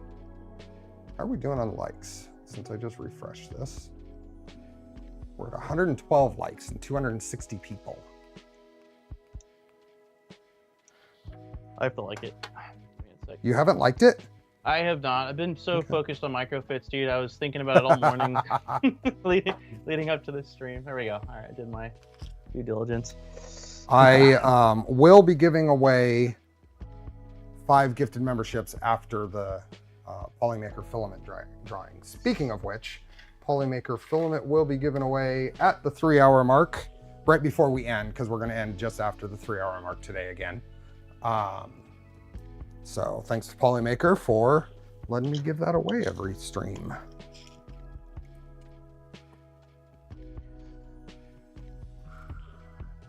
Link is in the pinned post and the description. Okay, so I am going to go ahead and plug the X motor in down here, or at least get it in a general area where it needs to plug in. There we go. Did you basically rest that chain, Steve, against the top of that triangle printed part, like all the way down? I did. Yep. Okay, cool. Doing the same. And I'm just kind of pushing a little extra wire for this X because we have some space to just make sure we have enough. Okay. So that gets that down in there. Wish that my whole entire X-axis wasn't falling on me. I put, like I said, I put that one of the rail stops in the. Oh. See there? See right I here? all mine out. Yeah. I put that right there. PF Dennis, thanks for the gifted memberships. Did you haven't done zip ties yet in that part, have you? I have not. Okay, cool. I have And not. this is going to the farthest right one, next to the Y. Like if you're looking What at is? if you're looking at it with the stepper plugs and the controller closest to you, it's on the far right. Is what we're doing. The X stepper is right here. Far right, far yeah. back. Yeah. Yeah. Yep. Cool. For all the new members, you now have access to a my TCT Asia walkthrough. It'll be members only for another couple of days, and then I'll make it public. But if you want to see it earlier, there is a doc from the Voron team, and I did just kind of a skimming of the show. It's about an hour long, and it's just raw video of us going around and chatting about what we see. So grab your popcorn, grab a tasty beverage, and Yep. check it out. Okay. Cool. I didn't give myself a ton of slack on that yet. I think I probably... Where is this? I'm curious as to where this needs to route out of when the cover is on. When the like so this electronic is cover. this is going to snap into this part, right? It's going to snap in like that. Oh, I'm talking about down below. Oh, down below there is Yeah, it's directly in. See, there's a hole right here. Gotcha. It'll be Cool. easy. You Okay. don't need a ton of extra to get through the hole Got it. and do something like that. And then you said it's just snapping into that printed part that we just installed. It's slotted. Yeah, I'm not actually snapping it in yet. I'm gonna kind of hold it here, and then I'm running the umbilical over, and I'm gonna plug this back in, and Okay. we're gonna see how we are. Actually, that looks pretty good right there. I have an insane amount of slack. Yeah, I might pull. We can pull a little bit here. Nope, I want more than that. I pretty much want what I've got. I think that'll be pretty good right there. And this having, if you kind of look from above, this is pretty much allowing minimal stress on the connection here. Having it kind of twist this way. You see how this is twisting, Daniel?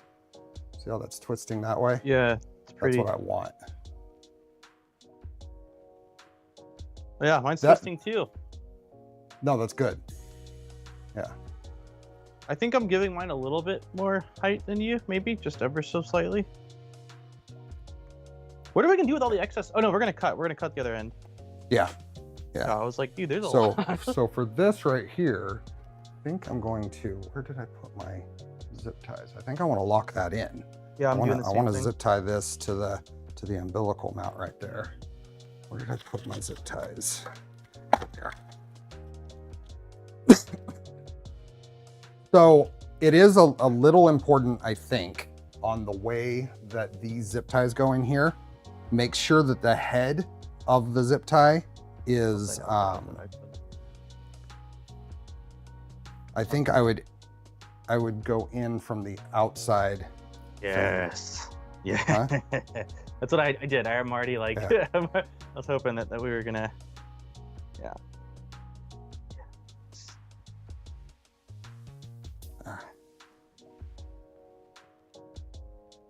Oh.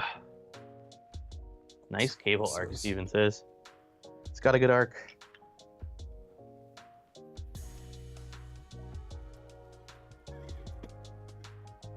Yeah.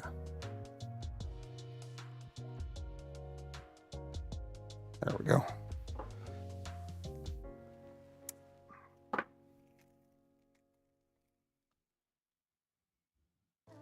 Yeah, I'm gonna show you mine, Steve, just so you can see where I'm at. But I'm leaving it like this, even if you're like, no, I hate it. It's fine. I'm leaving it. I just want you to see. I think I gave mine a little extra height compared to yours. Let me see. Guest side. There we go. Oh, that is really kinked. Hold on. There we go. So when it goes in, I feel like it does do that sort of natural full. It like twists nicely. You can't really see from this angle, but it looks good to me. Yeah, you could make it tiny bit shorter. You can get away with. I don't see a point though, really. I just don't see a point in this case. Like if it was going in an enclosure, like I just don't really. I'm gonna leave it. I just. Yep, yeah. I think you'll be fine. No. Does twisting or straight flex reduce strand life more? I am just guessing, Bill, that the twist is better for it than a pure bend here. So the twist seems like less movement to me. I don't know either. That's obviously not my field. Intuitively, it makes sense that this is a good setup. While we're here, we can put the 2 zip ties since we don't need to, well, we will need to remove this. Never mind. We're going to need to flash the tool head board, so we'll need to remove this. So there's no reason to zip tie those yet. But that's going to go that way. These are now anchored. And then this probably needs a little bit. That'll go like that. Did you snap it in yet or no? No. Okay. I really want to Looking snap it in, at, huh? You want to snap it in? I do. I really do. I think I'm gonna do it. But the one question I have though is regarding the plug that we installed on the stepper. Is there enough space for this to hide underneath this housing? I think so. Okay. I'm assuming so. And we're okay with a little bit of slack off to the side, I would imagine as well. Like it doesn't all, like as long as the connector fits under there. Mine snapped in. Okay. Yeah, you want a little bit of slack here, and we'll probably use the other side, angle on the other side, because you want to make sure that those wires are running along the center line of that chain. Holy crap. I am having a difficult time getting this. It was a little tough to get in there, but it's nicely secured now. Do you use a flathead or no, you just... No, I just kind of pushed it in. Not all of us can be as strong as you, Steve. All right, we have got it without breaking it? I think so, yeah. I don't see any stress marks. We can line that up to make sure that it is straight, and then we can tighten down these screws. Mine needs to go a little bit inward. There we go. That looks about right. V2.1 in. This or making awesome as a podcast is a hard choice. I think that you Both. should stay here. Yeah, one in each ear. Or you can watch us silently and imagine what we're saying. It's a lot of banter. That feels pretty lined. Oh, not good enough. Okay. Lila.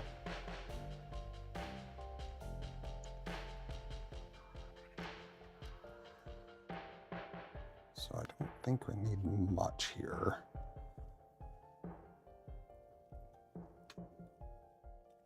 Stepper length? Oh, yeah. Huh? Stepper length? Yeah, just looking at how much I want to deal with this. Excuse me. I can pull any slack down into the control box, I think. So I think I'm gonna cut this right. Oh, that's a good point. That is a really good point. There we go. I'd rather have a little bit more than a little bit less. That's all I'm Pull saying, this Steve. from the control box for now. You crimping it? And then I'm gonna crimp it. Crimp it. Did you know, Steve, that for microfits you don't have to crimp the third one? I've crimped that third one so many times. It works, I'll tell you that. I haven't had any issues, but I'm not gonna say it's recommended. The more you know. The more you know. Well, it's just, you know, again, one of those things. Like, you get the crimp, you don't have. That Oh was yeah, the you first look crimp at I it. ever did. Yeah, You it look looks at it like, and you think it that never made needs to sense bend me. down. That needs Yeah, that'll hold it better. Yep, that's what I thought. I thought like, okay, this is a weird, you know, like it wants double security as a failsafe. I just always thought it was a backup crimp. That was my logic. So Okay.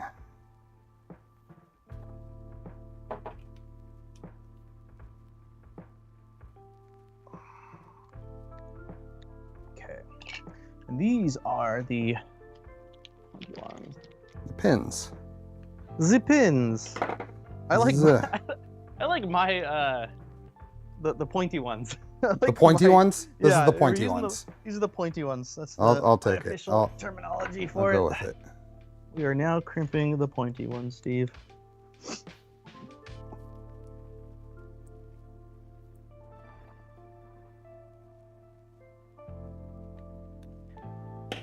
Oh.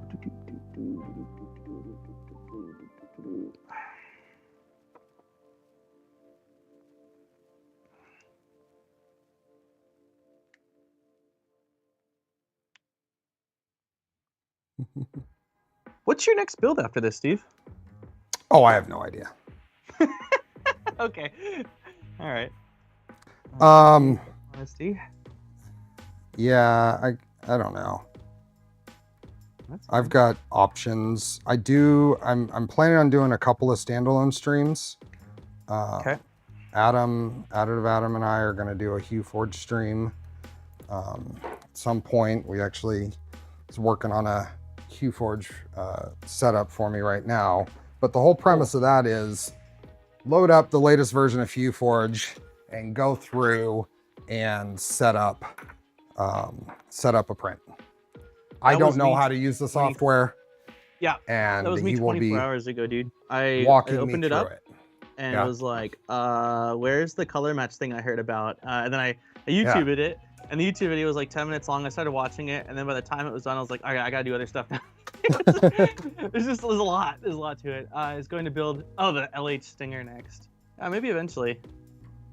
But yeah, I used HueForge a long time ago. And did a few things with it. I can't say to them well, but I thought that the results I got were really cool. And I did want to cover it at some point. So I was like, okay, I'm gonna download the latest one, see where it's at. And I'm like, oh my God, like I'm gonna have to take some serious time looking through documentation, watching videos and stuff like that it's a powerful piece of software. Like it is its entire, it's wild. Like it's really crazy how far the project has come. Yep. So someone had asked earlier if I was going to be doing a Core 1 kit. And I forgot to respond when I saw the question. So if you're still here, I'm not planning on doing a Core 1 kit. I am planning on doing a Mark 4S to Core 1 upgrade. And that'll be using the Mark 4S that I've upgraded from a Mark 3S. So that same printer will get the Core 1 upgrade. I feel like to do both would be kind of redundant, and I don't have the space for 3 Core 1s here. You can stack them, dude. Can't you? Can you stack them? So, I feel like we'll capture everything that you would do on a Core 1 kit build with the Mark 4S upgrade to Core 1. And that actually just replaces one of my existing printers, because my my Mark 4S takes up space right now, that same, actually slightly smaller space will be used for a Core 1. So. The Core 1. Jackson's got this book, and there's French peas in it that are like, we are the French peas. So I've had a horrible like French accent. Sorry to anyone that's French that's watching. I'm not trying to be offensive. It's his book, man. The French peas. Okay, so I've got these ones crimped, and I feel good about them. You know the funny thing is, Steve, I've never actually crimped these pointy ones because I've always just done them going into others. Yeah. And if I had crimped these ones don't actually have that third slot. So I probably would have put 2 and 2 and realized, wait a minute, these only have 2. Maybe I'm doing something wrong. And then the question I have is, for these ones then, if we're looking at it with the little nub guy, you know, the connector portion of this, am I doing the same thing where the crimp is also facing this direction? Awesome. He can't and then be make sure you match the... Oh, yes. That is a good point. Thank you, Steve. Okay, so we've got black on this side. Let's see. I did my Mark 3S to Mark 4S using maths. My 4S now costs as much as my Voron. So time to do a new chassis. It is not an effective, a cost-effective path. The going from in one step on the Prusa upgrade paths is worth it. If you wanted to do a Mark 3S to a 3.5S or whatever, then that is worth it. But going more than that, gets very expensive very quick. It's diminishing return. Yeah. As far as cost. Yeah. All right, baby. Do they connect? Do they fit? Oh. I'm so proud. I've never done a connector with microfits like this before. Nice. I'd like to thank Steve. I'd like to thank everyone in chat for their support, I believe. Yeah, that's exciting. Awesome.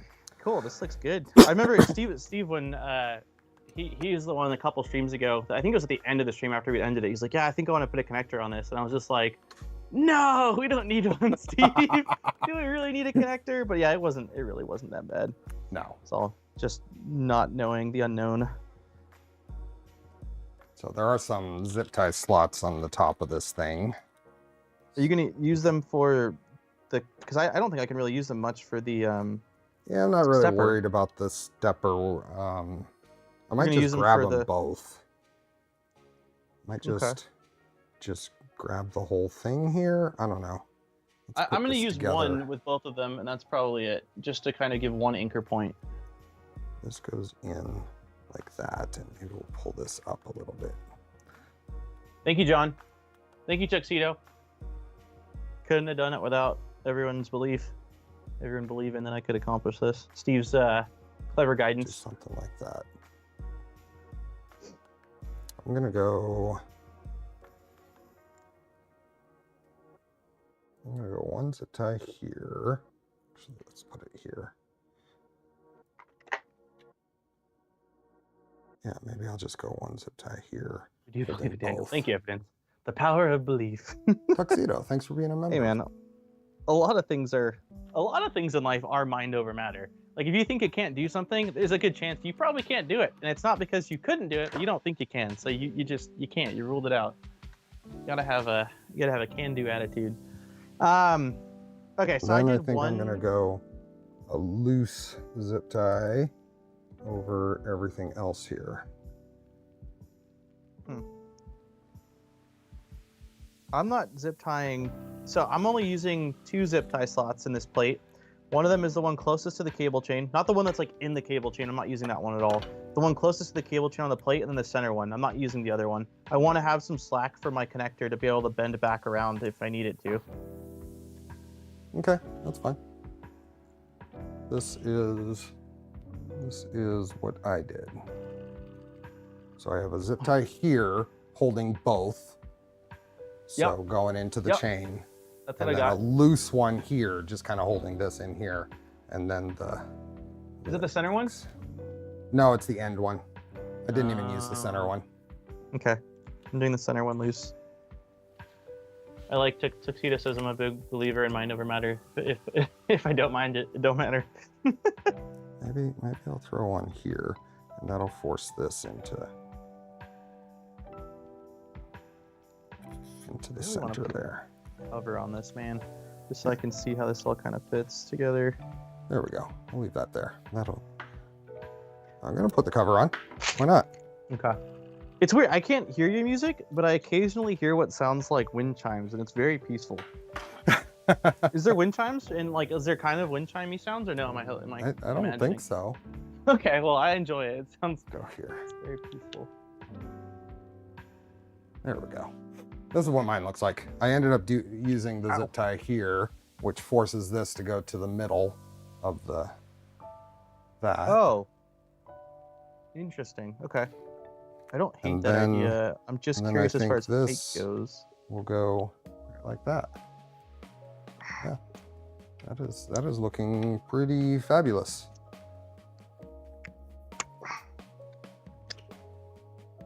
Just cleaning up those holes that I'm really pleased with how that goes.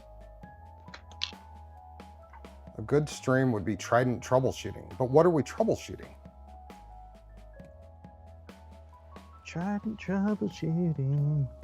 I am planning on some Trident content because what I want to bring on Roger from Calico and talk about Calico and convert my gray Trident to running it. Part of that will probably be a little bit of working on it because I want to swap out the X rail and because I have one of the Gucci rails from West 3D, one of their expensive, I don't remember what they call them, but I don't know if I have enough clearance.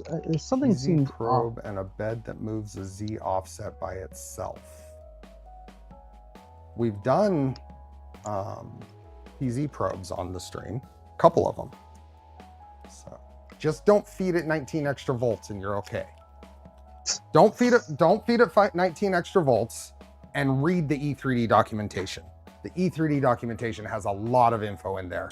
I feel like most people that have trouble, I feel like most of the people have, yes, watch the Modbot video on it, is they're not trying some of the things you can do to make it work more reliably.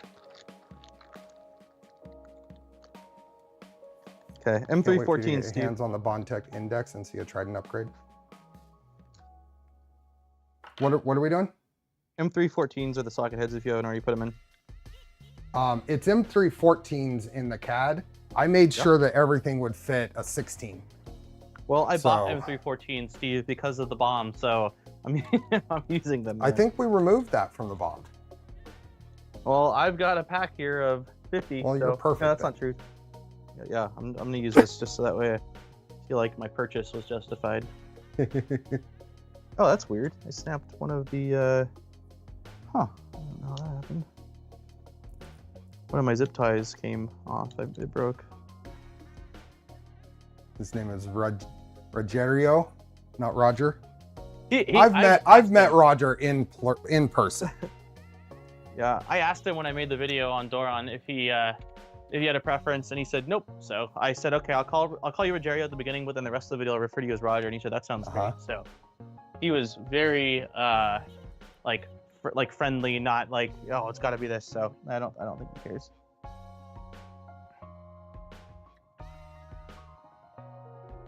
I always try my best with names because I know some people. Oh yes, absolutely. And I get it. Absolutely. Like, yeah. So I don't care about like. You ask me like Dan or Daniel's, like I don't care, but some people do. So I typically try to, hey, if you have a preference, I'll do my best to honor that. Okay.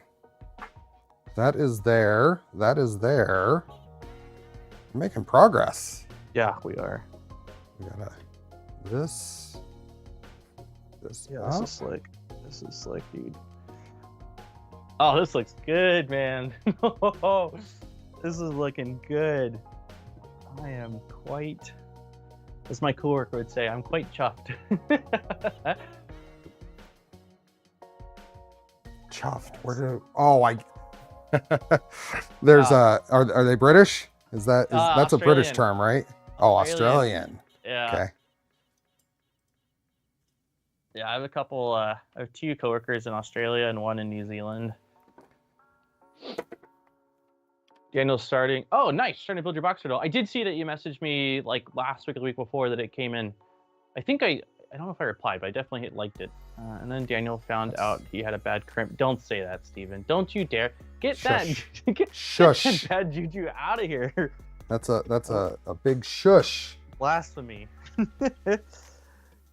I'm liking this. Okay, so now we need to zip tie the bottom. The bottom. What? At the bottom. You gotta anchor it. You right. Anchor it at the bottom. You right. I'm really kicking myself that I threw out all of the rail stops, man. Not a. You have a clamp or anything?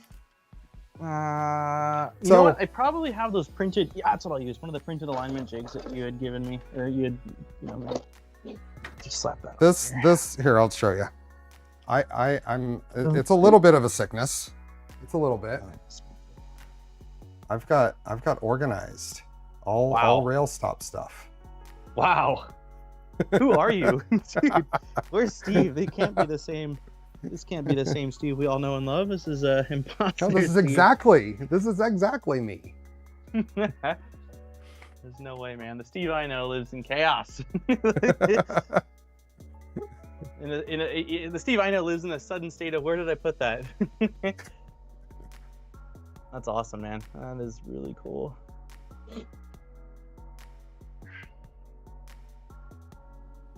Oh. What's up, buddy?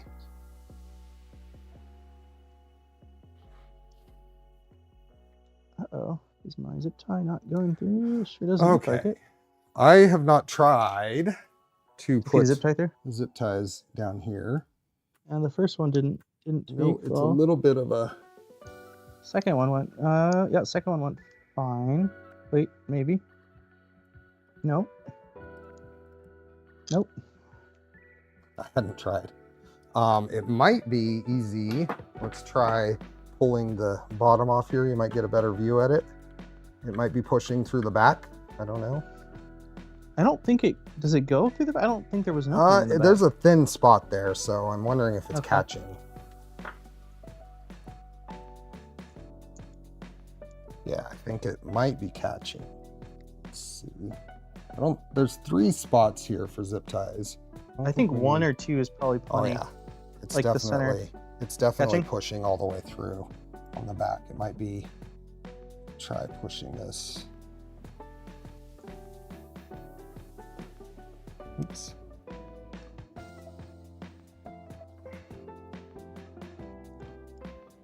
Yeah. I pushed it through the back and then back through the front. Oh, I got one. I curved the end of it really hard, and that seemed to like have it. I think that's what skip I'm over gonna it. try on the next one. Okay. Try that on the next one. Because it pushing against the extrusion side should Force it get through, it to push around. Yeah. Yeah, the curve seemed to help. Anybody have a good non-printed solution for neodymium magnets of various sizes?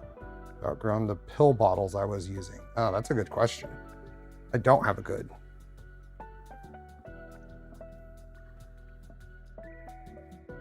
Okay, let's see. Let's put a pre-bend on here like you did. Just try to get through this. I can't get the second one even in the slot because I put the bend on it. Now it's like, I'm not going in there. Oh, this one worked. Okay, so now we gotta pull all this tight, then push it back and find the midpoint before we tighten these down. Are you doing 2 or 3? I'm just doing 2. Okay. I don't think there's a lot of benefit to doing 3. There we go.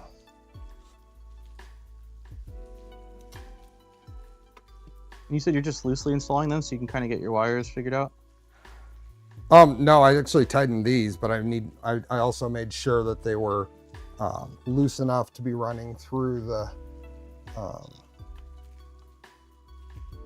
center line of the cable chain. So moving them up and down and then kind of tightening them at the midpoint. Does that make sense? No, but that's okay. That's all right. So the whole idea with these is, let's see if I can get a good view here. Can you see?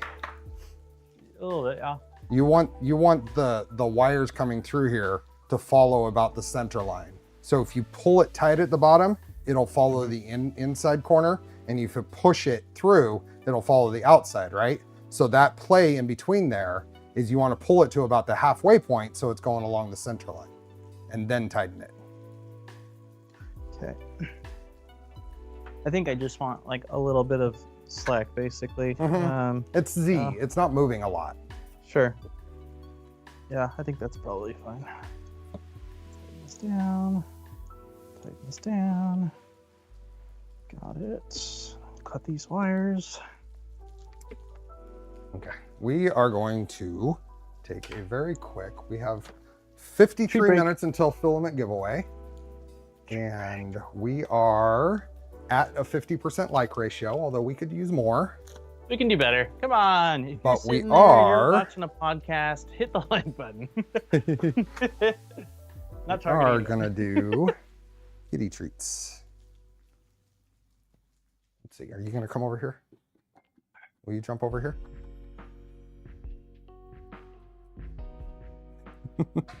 You jump over here? You jump this far? Come on, kitty cat. You can do it. Here. You jump this far? Oh! Oh! Oh my god. Dude. Dude. Kitty's like, what gives?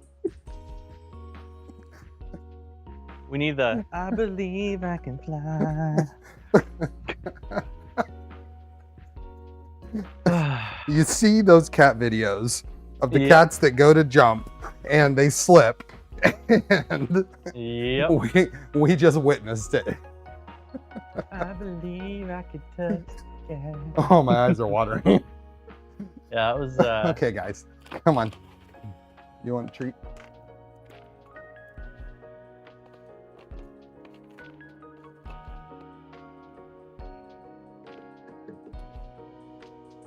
Is that a cat butt in the camera?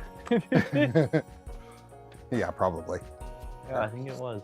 I'm getting down to crumbs here. Here you go, buddy. These are so much better with the chunks that I can feed them. Yep, there You'll you have go. to get a replay of that. I need to. That was like, it was really far off, man. The jump was really far off. Ah. It was a kitty with a dream. Oh boy. I just ordered more Acromills bins. They'll be here today, Bill. I figured I needed one more. Are those the like really fancy bins? They're what I use here. Are you guys done? They are those. Oh, gotcha. The screw organizers are like the. Yep. Hey, Brett. Go back about 4 minutes. Go back about 4 minutes, and we, Oscar tried. Oscar tried to make a jump. He was not successful. Yeah, we had the sighting of a flying cat. My eyes are all teary. I was laughing so hard.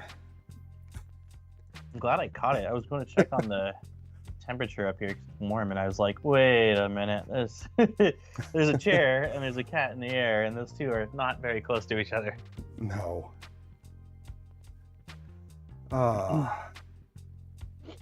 The problem with those, like an example here, I have 500 and about 300 5x2s. I like to also keep them separated from size to size. Yeah, that's a tough organization problem. I'm not sure what I would do. I usually leave them in the containers they come in.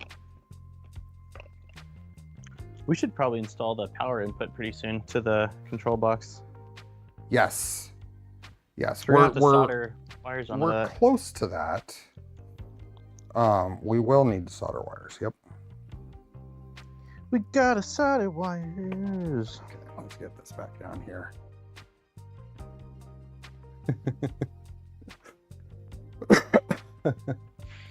Oh boy. I'm gonna have to go find that later. Yeah, you should definitely put that. What was the timestamp there? Somewhere around 2 hours and 8 minutes, probably. Yeah, it would be. That would be a fun. Run. See you, Derek. Huh? Uh, That'd be a. Yeah, it'd be fun to have like as like when someone subscribes or something, or I don't know, some sort of like you know, just a short like 3 or 4 second thing of the kitty cat jumping. Bye, Derek. Thanks, Derek. Gifted memberships on his way out. Okay, so that goes down there. This is gonna go down here. We have 2 wires. So I think I'm gonna run this all the way around the bearded printer. Thanks for the gifted memberships. You're running it around the inside. I'm gonna run it around here because one wire needs to go into the hot end output on the controller. Yep. That's why I'm running the positive wire to here, and then the negative wire needs to go back to one of the Wagos. Okay. So There's plenty of space in here for this. Like I can literally let it wrap around the entire thing and still probably be totally fine. Like I mean, doing a full circle around the entire thing is probably fine. Yeah. So I'm gonna cut it. So I think I'm gonna cut it to going to, thank you. I appreciate you being right in the way, what I'm trying to show. Yes. I cut mine, Steve, and I hope it was around where you're doing yours. Bearded Prayer, thank you for the super chat. When is the first toe print? Toe print? Oh, was that because of my sock last week? Oh. God, I'm not net to this week. I just said no socks at all. we're doing 10 toes out this week. Mr. Jackson, thanks for clipping that. Tic-tac-toe. There we go. You're right. Oh, You're right. That makes sense. Makes a lot of sense. That makes too much sense. Okay, so I'm gonna cut it here, but I'm gonna have to strip this back way further. Yeah, way far. Because the can port is back here. So that means I'll just take the ground wire over in the other direction. I'm gonna use the back one here is gonna be ground. The forward one is gonna be 24 volts. No, that's not something to chew on. What is the easiest way to strip these wires without damaging anything? That's my issue, like getting the outer sleeving off. I don't have a good way of doing it. I've cut it plenty of times before. Yep. I score it. If you're very careful, you can score it with your hobby knife that you now have, and it will kind of break and come off. And I'll try to show a close-up of my technique there. I'm just trying to get this. Nothing like a demo or trying something for the first time when it needs to count. Yeah. Okay. So we have this here. So let's cut. Let's cut Threadripper this. down the shielding. What is that? Threadripper, is that a tool? Threadripper down the shielding. There might be. I don't know if there is a. I don't think they have a cord in here. Anyway, that's cut. I'm just kind of going through. I'm going to cut it right about here. I think is where I'm gonna strip the outer shielding. Yep. Has Oscar ever ruined a print for you? No. So, Threadripper is a tool used in sewing for pulling seams and stuff. That could work. what I've found for this stuff, and I'm gonna try to get a good angle here. Score that with my thumb where I want to do it.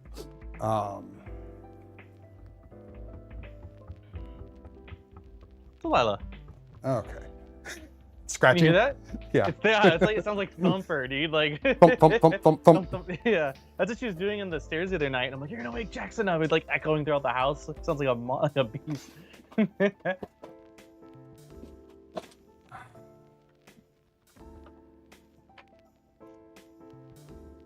Use a Cat 5 stripper to score the jacket. Yep. So I have used, let me grab, where is the tool for that? I'm not going to use it here because you don't have one. I don't. Let's see where, so I've used a tool like this, which is just from a home store. And there is a blade in this spot here. And you can, here, I actually can demonstrate it. If we go here, and you can adjust that blade. But if we do something like this, and then you just kind of run this around, it will score it. See the score there? Yeah. And then you can bend it, and with just it scored, you can pull this off. Gotcha. So this works really well, having one of these. You can find these at Lowe's or Home Depot. Not exactly this, but, Do me a solid. Wait like 60 seconds here. I'm gonna check two places because I at one point had something that looked very similar to that, and I want to see if I have it. Okay, it's definitely not up here. I'm gonna leave the mic on since no one's here other than me and the dog. So I'm just gonna walk down the garage and check one last spot. Okay. Because it would be nice. My nose real quick. Okay, sounds good. Hey, monkey. Okay, I'm back. All Paladin right. Tools, that's a good brand. Yeah, I'm pretty sure I got that at just Lowe's. This has been so handy. I've had this thing forever. I think they still sell the same thing or very similar. But you can adjust that blade depth. There's another one over here. I don't have it. That sucks. I'm pretty sure at one point I had one that was like a wire stripper tool I'd purchased a long time ago, but it's been 8 years and I don't know where that is anymore. It probably got lost when we left California. Okay. So you can effectively do the same thing, just being really careful and just kind of scoring it with an X-Acto knife. And usually I will have it bent and you can kind of see where it starts. Here's through. Yeah. And just kind of very light pressure. Okay. And you can work your way around and just very light. And with it bent, you kind of see when it cuts through. And then you just kind of bend around and see where you might have missed.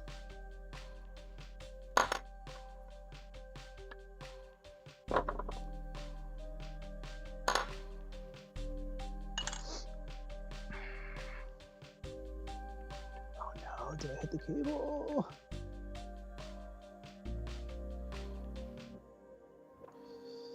There we go. Pulled it through, and then it'll probably be a matter of just kind of working it off because there's a lot of wire here. Pull here, pull this will. There is this baby powder stuff all over it, which does help to get it. Makes a mess, but there we go.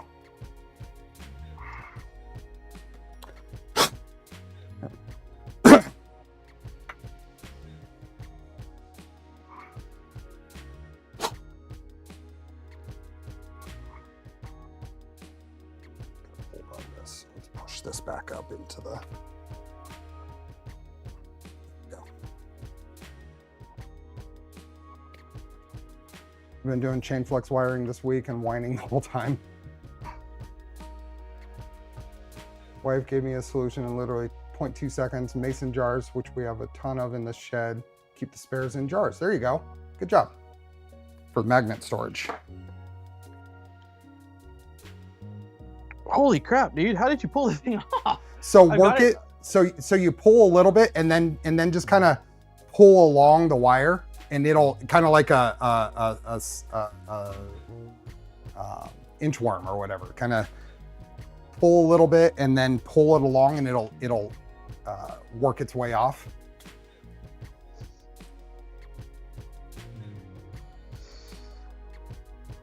Is it doing it? I mean, very, very slowly. It's okay, there we go. You hit a point where it starts to slide. Yeah. Okay. Yep. That was probably at the limit. You could alternatively have done this in 2 sections, cut it closer, pull it out, and then yeah, my hand is like, screw you, man. Yeah. That was pretty much at the limit. I think I'm getting more and more progress. Come on, baby. Hey, Dan. Okay, so now this is going in here, and I'm going to figure out how long I want my can wires to be. So this is going in there. Can. Yes. Baby powder rain. I'm gonna leave a little bit of extra here. So we'll cut this about there for the can. It doesn't look like it doesn't look like I hit any of the wires too, so hip Nice. hip hurrah! There is baby powder everywhere. Oh, yeah. Which is silly, but It just blew away.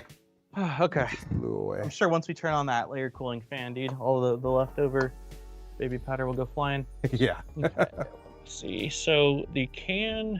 Oops, where's my wiring diagram here? I think this is the dock. So, oh no, this is the. Looking at the wrong stuff here. Micro 4 can. So can is on the far end next to the. Should be Oh yeah, right, that's the one where. right down That's here. the one where you were like, Right I can down. fit that in with my fingers. We'll see. We shall see. Okay, so I'm leaving like full length on this. I think I've got plenty of room in here to not need to cut these short, and I can just run this over like that. Yeah, I'm not gonna shorten.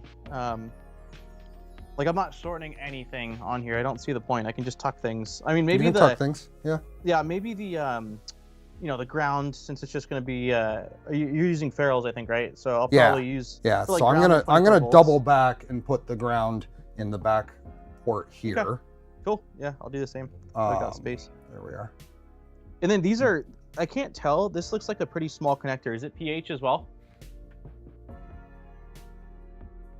It looks quite small to me. It does look like pH. Okay. It does. It's definitely not XH. I just can't tell if it's even smaller than that. It's not even smaller. But you're Okay. right. It does look like.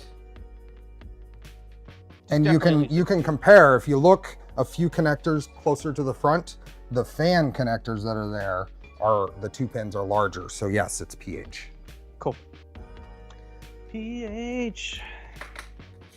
PU.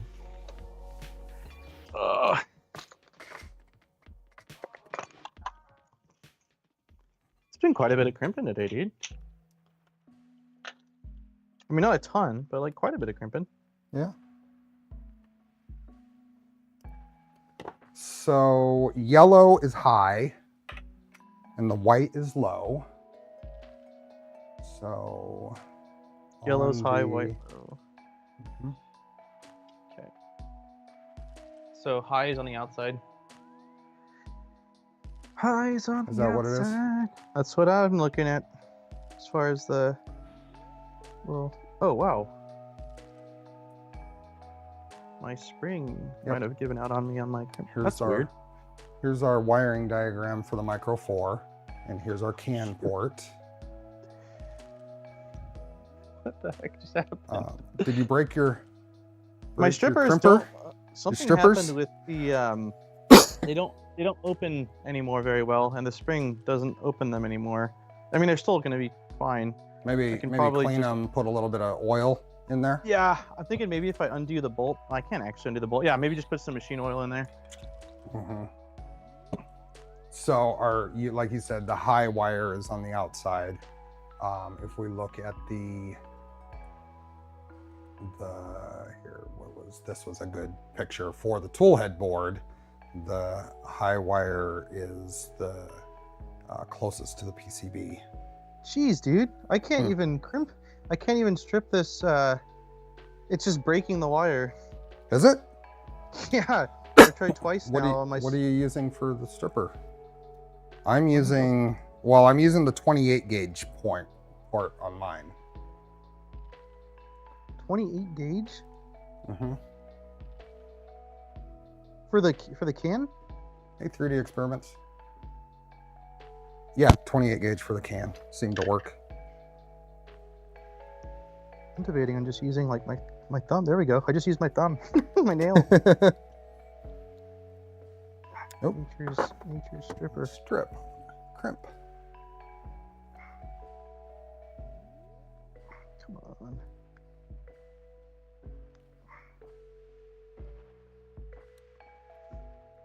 Yeah, this is interesting. Let me try stripping the yellow one. Okay, there's one. Who wants out? Someone meowing. I want to make sure they can get to their litter box. You want out? You'll be back. I made it work. I just had to be really gentle on the second one with the stripper. If I put too much pressure on it, it was just breaking it right off. Okay. This one.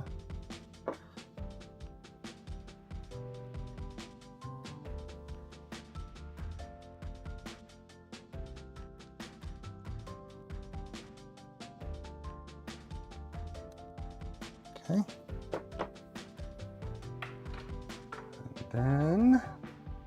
And then. No, and then.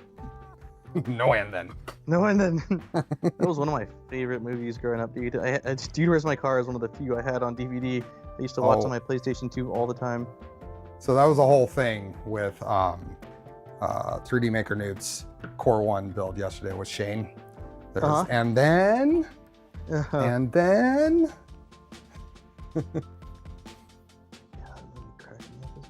Okay, so yellow to the outside, and this plugs in like that. That means yellow goes right there. White goes right there. Can't even see all of this. Going to twist it. Okay. Yellow on the outside. So that's going to go there. And this is going to go back. This is going to double back. Go about there. What? What? Nothing. My crimp just came right off with like no effort at all. Both of them did. You didn't get a tight crimp on it? It's weird. Good thing you left all your wires full length. Yeah. I used my 1.4 on the crimper, which is what I've been using for all pHs, and it's worked great. So I don't know why that could have happened. So the rest of my... There you are.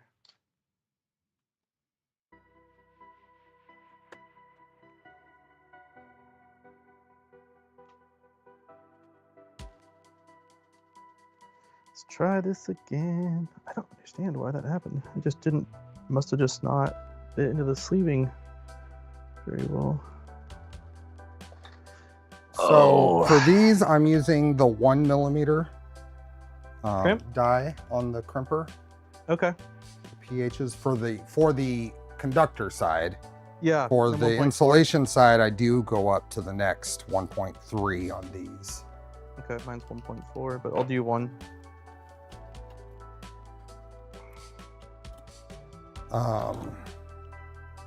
What are these? These are those are not them. Okay. So yeah, you should have, engineers here. So the 1.0 is still what I'd be using, and then the 1.4, yeah. Yeah, that definitely gripped better.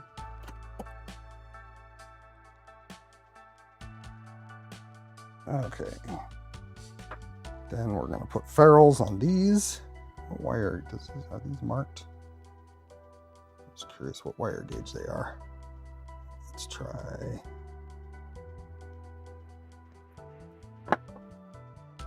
They're 18 gauge, I think.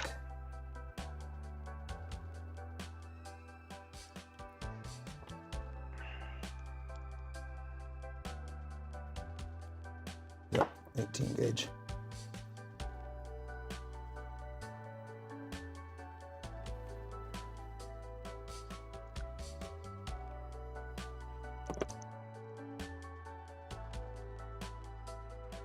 This is a very tight electronics area. Yep.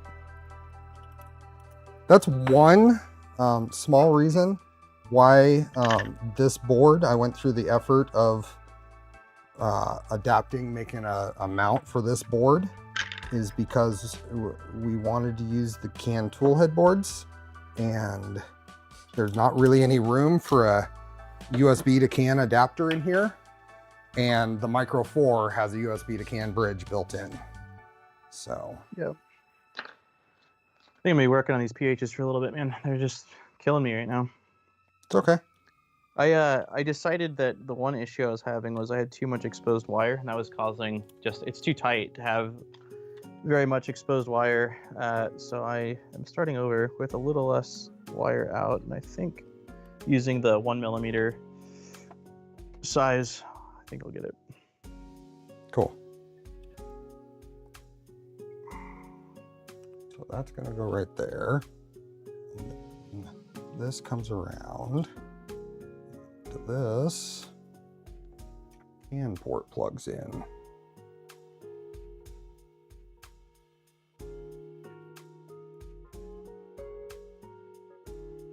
Yeah, let's shove this wire in.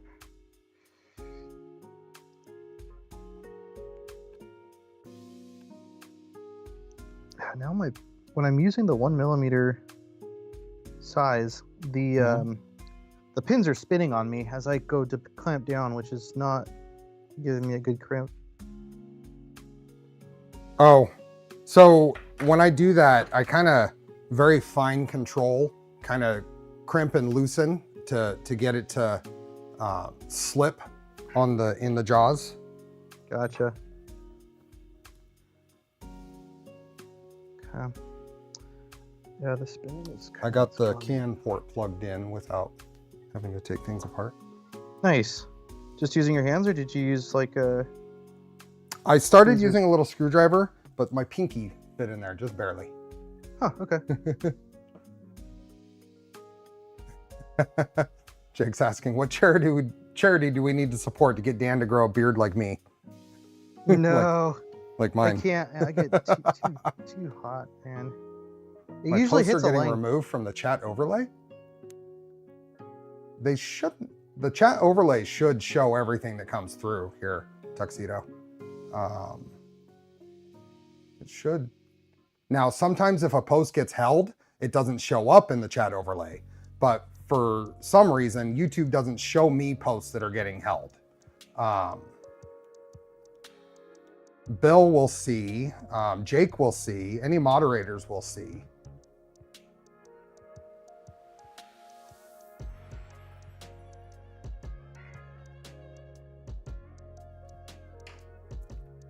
Oh my God.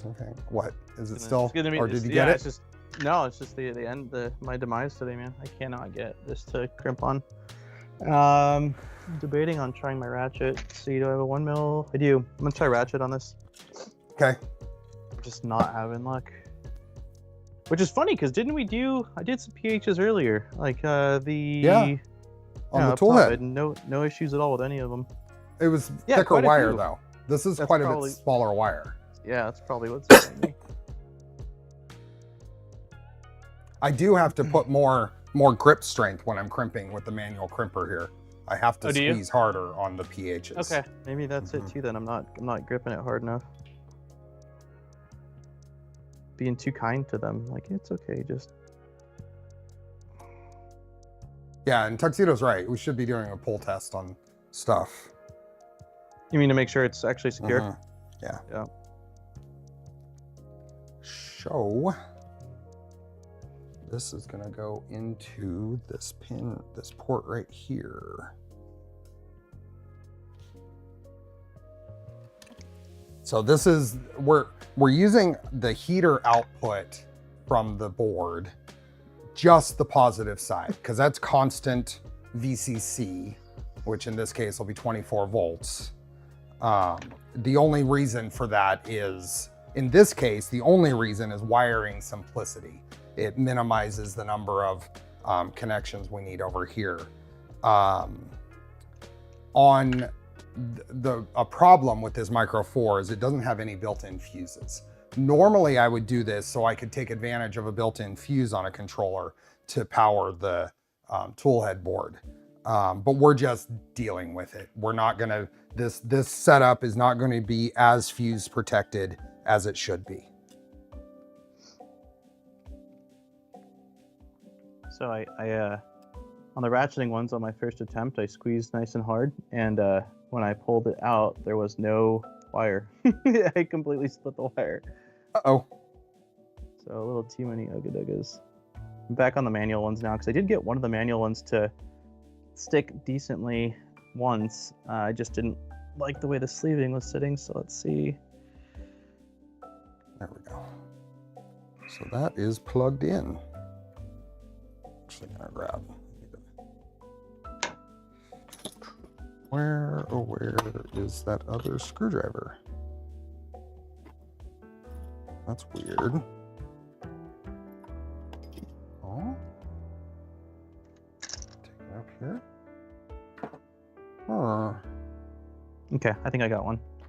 This feels pretty good. I pulled on it and it's not coming out. Awesome. So let's see if I can do the other one now. Just rinse and repeat. Rinse and repeat. Where's my flathead screwdriver? I'm a lefty and those small crimpers are challenging for me. I bet. I can imagine. That does not sound fun. Mm-hmm. Oh, what do we got here? Eclipse, thanks for the gifted memberships. Well, it doesn't seem to like to put fuses on their boards. I ran around a month on my Trident with a mellow board before I realized there wasn't a fuse on the board. This is, I don't have experience with their full lineup, but of those I've used, which is most of the Fly series, this is the only one that doesn't have any fuses on it. The other ones do. So, I don't know.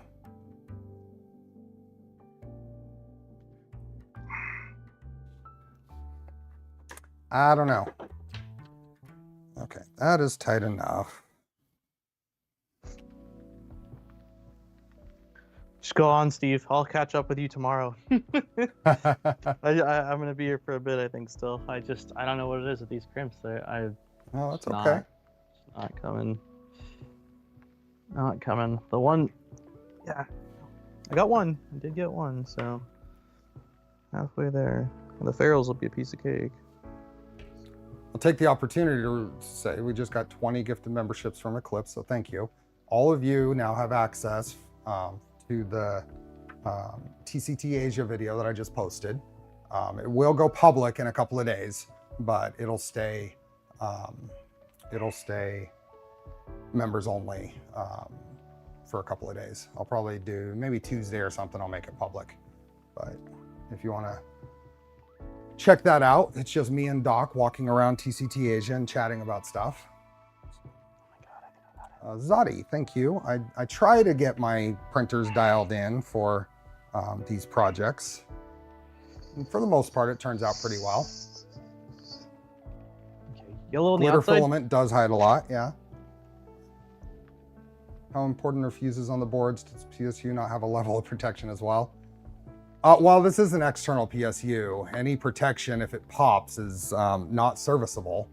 So I think a fuse is important, Scott. There's not really a whole lot we can do otherwise on this. We could put an external fuse in here to protect everything overall, which probably wouldn't be a bad idea. Maybe Daniel and I can talk about that. What the most effective way to put in a fuse. We could probably put one in line on the main power coming from the external supply. Yellow on the outside, right, Steve? Yellow to the outside, yep. Okay. What's the cost and parts to build this? That's a good question. Billion. I actually intended to go through and just kind of add up everything but fasteners and see what it comes out to. I haven't had a chance to do that yet though. We were kind of figuring somewhere, let's say between $500 and $700, depending on how much stuff you already have in on hand. This is really one of those builds that if you have steppers, you have some rails or things that are just extra, that makes it potentially more worth it to do. But there are no kits. This is just a fun build that we're doing here. Sanity, welcome. Nice, thanks for the gifted memberships. Oh yeah. You got it? Nice. Oh yeah. I don't want to tug on it too hard. I mean, it's in. I do tug, but like I don't want to, you know, just add additional strain for no reason. But yeah, that's it. Hell yeah. Okay, so now you did your ferrules. So you said we're doing ground to the back and 24 volts to the front. And ground to the back one here. Okay. Second terminal over from the end. It's the heater. You did the center one? Huh? Oh, that's right. Oh, we're yeah. not doing into the. Okay. Yeah. Second over is 0. Gotcha. So that one I'll definitely cut shorter. Let's see. Cut you there. Hey, Jack Black. And this one can go all the way over there. This is MGN 15 on Y and Z and MGN 12 on X. It's an MGN 12C on X. I've only blown one fuse on a board, but I've popped a lot of caps that render the board dead several times. Fuses used on BTT boards melt the holders, so they're one and done anyway. Oh, those little surface mount holder fuses, yeah. Do the wires for can still need a twist? Did you twist your wires for your can connector? No. Is it fine? It's probably. I mean, fine. it's a short distance. It's like the very end of it. Yeah. It is a short and I'm pretty sure I haven't done it before on the other build I did. It's I mean, it's gonna be twisted throughout the entire length of the rest of it. So this is we're talking. Yeah, it's. I feel pretty good that this 4 inches or 5. I twisted mine, but you twist everything though, Steve. You stay twisted, man. I am twisted. This is true. Yeah. Steve lives the twisted life. Man. Is this the right size ferrule? This looks a little too small. Okay. It's too small.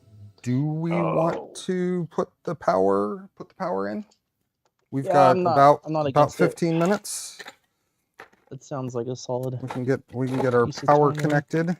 Here we are. This is our power connector.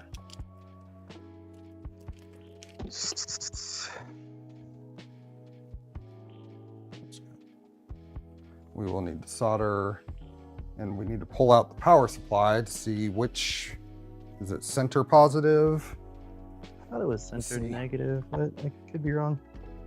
This is the power supply. And so this is a power supply you already had, right? Yeah, you already had for one the of these. Positron Journey Maker build. Yep. It is a 24 volt, 10 amp.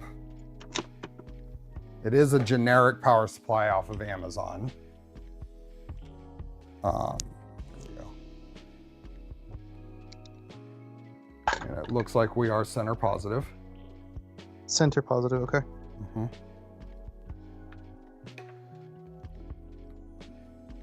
Yep. Center positive. So those holders are basically a waste of money. What holders? TicTac has a tweezer build. Is that Jack? We're using the Mellowfly SHT36 V3 Max Pro, all the options tool head boards on these. I need you to say that 3 times fast now, Steve. Please, 3 times. Mellowfly 36 SHT. I got the order wrong.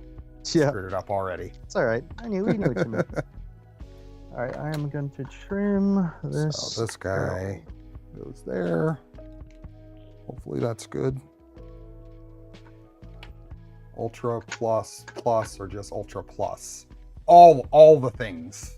Add pluses, at least All one the more things. So, this was 18 gauge wire, so I'm just gonna grab some more wire out of here for my power wires here. I'm just gonna grab more off of the. Hey Steve, you should just grab more. I can just grab more.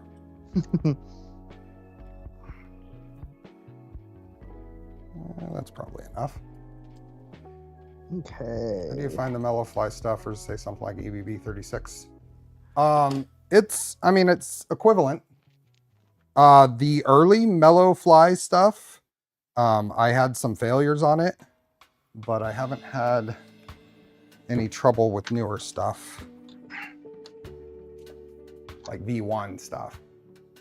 Let me get some thick wire for this. You said 24 volts is center. Hey, Hitman. What's that? 24 volt center. Yep. Cool. All right, let me find some decent gauge wire. Ooh, that looks nice. So, what can we do? We can probably find a inline fuse somewhere, but for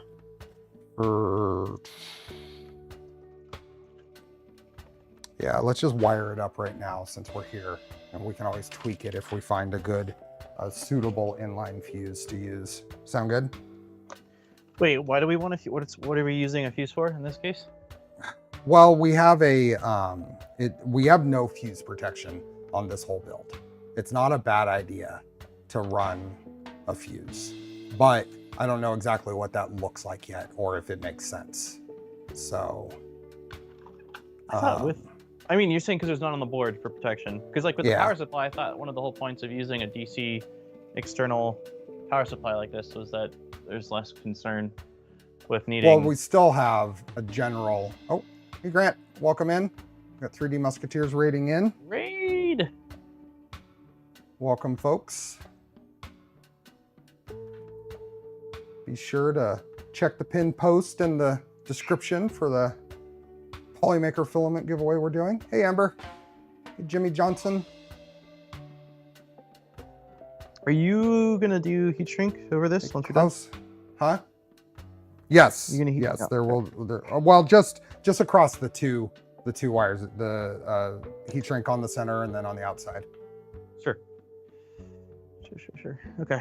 Let me grab my. Oh, they're already out. We'll talk about fusing stuff later. We may end up not bothering. I don't know. I'm fine with rolling the dice on this, Steve. There's my green light. But you know, if you decide that no, we need to do it, Let's see if we find an easy path of least resistance. Yeah. Sounds good. All right, got some of you. Just getting the. Where did the? There it is. Okay. Solder. So I'm grabbing some of the 18 gauge wire from the umbilical to use for this. Oh, it's not a bad idea. I found other wire, but that's not a bad idea either. We only need so much wire for this. Doesn't need to be very long. Ground one will need to be a little longer. There we go. Something about like that. Break out Omnifixo. Love this thing. Oh yeah. If you're on the fence about getting one of these, get it. I don't think I've ever seen anyone that's purchased one of these. It's like, oh man, no, it wasn't worth it. Why like in the everyone's world? like, yeah, exactly.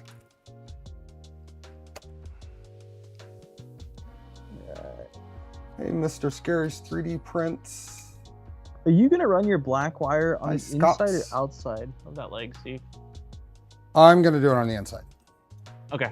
The only reason I was considering outside was just to have a little bit more space, but I don't need to. I probably won't run it that Shrink deep. will take care of it.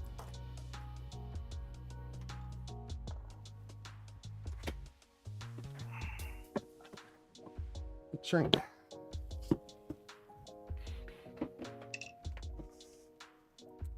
Thanks, So remember about the membership I was given? Hey, Adam. When in doubt, heat shrink it out. We will heat shrink it. Heat shrink it good. Gotta find an appropriately sized piece. I think my cable is unnecessarily large. I'm like looking at it, and I'm like, I'm touching that center pin. I'm probably going to only attach it to that long leg at the point where it's not in line with that center pin, if that makes sense. Just like on the end here. Yeah, that's what I'm gonna do. Because originally I was like, I'm gonna run it all the way back, but that seems highly unnecessary.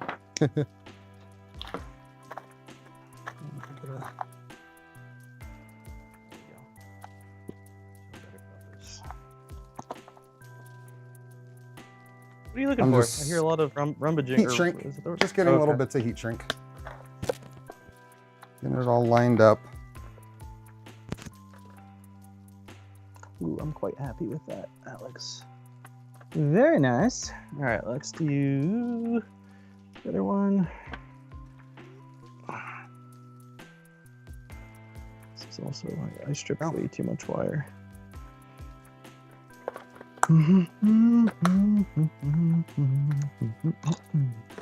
Copper wire raining.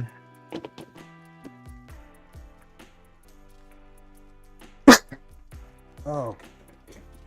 How's your sinuses this week? Better. Okay. Just lingering throat irritation that's causing coughing, basically. Gotcha.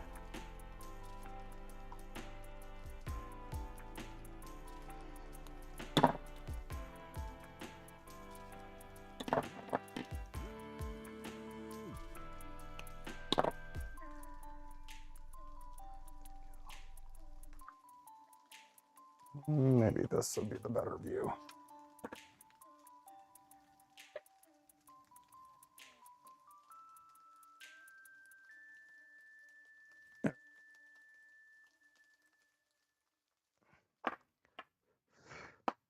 I still can't find my solder. Right now? I can't find my spool of solder. No. What's in your hand? A spool that came from one of the Chinese Billy creators that we did a stream with, and he made these cool, I think I showed you, these cool little T65 soldering iron kits. It came with a little bit of solder? And he included a little tiny spool of solder, and that's what I've been using. Dang, dude. You better order some solder. Thanks, Lord Get Face. I'll check it out. Hey, Deech. All right, I think I'm gonna use my thicker solder. I mean, not solder, thicker sleeving. Because I believe I don't need any tight bends. Yeah, I'm gonna definitely use my thicker sleeving for this. One of the nice things, so this kind of flops around here. You can grab it with another thing to stabilize it quite a bit. Omnifixo. Omnifixo. Such a nice Swedish.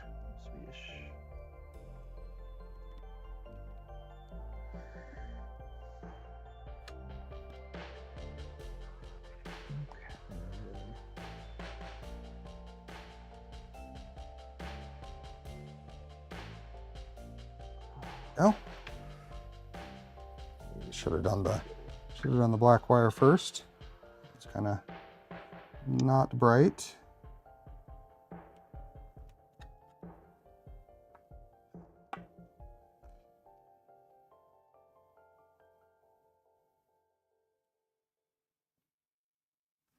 There we go.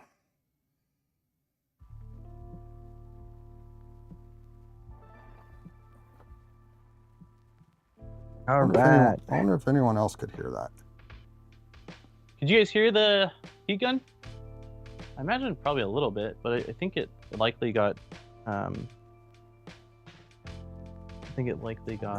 silenced quite a bit. Yeah.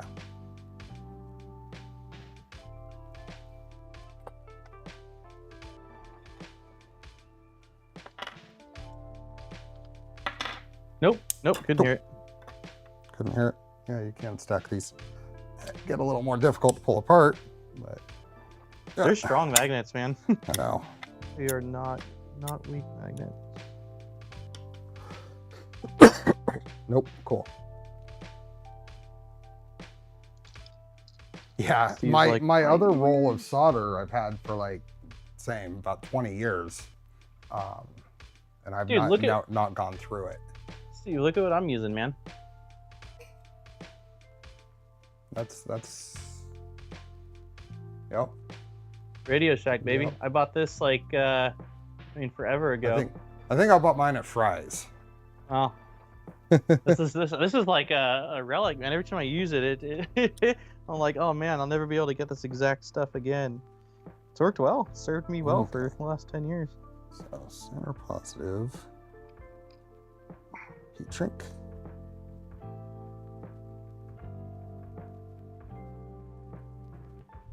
I've had my spool for over 30 years. That's awesome.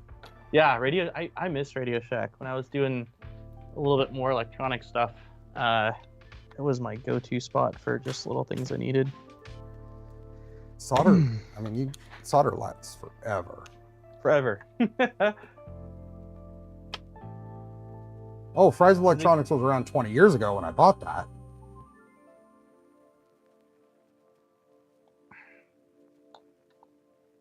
Really, the center, the positive, is the one that makes the most sense to heat shrink here, but a little bit of heat shrink on both isn't a bad idea. Looks better. Yeah, the hardest part for me now is actually getting the nut tightened. Like I can get it so tightened. it should have a recess, a hex recess in the printed part that the nut should fit in. So then it's just a matter of tightening the from the outside. Am I supposed to put the spacer on the outside?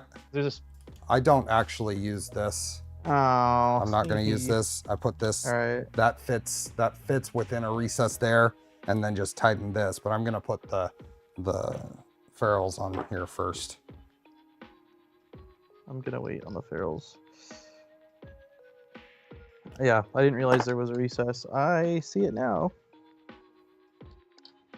They had a store near where I live, but closed down like 10 years ago or so. Oh yeah. Yeah, Fry's closed right around 5 years ago or so here. Right in the middle of the pandemic, at the beginning of the pandemic. Was it? Or was it right before?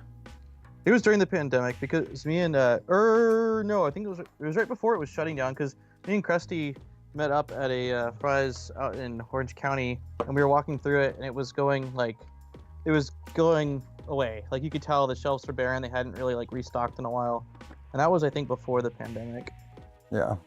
So they were on their way out, but I think the pandemic was like the 2x4s with nails on the doors.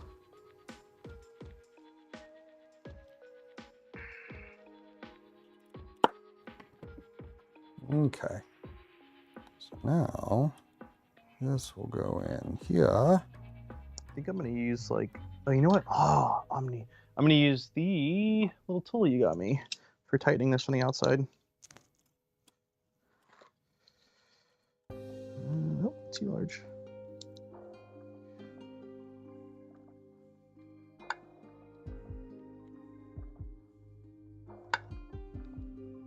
Sweet.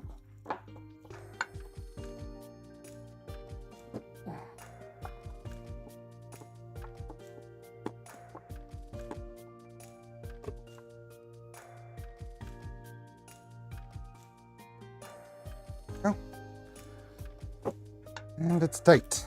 You already got yours? Dude, I'm like over here slowly turning it to tighten it.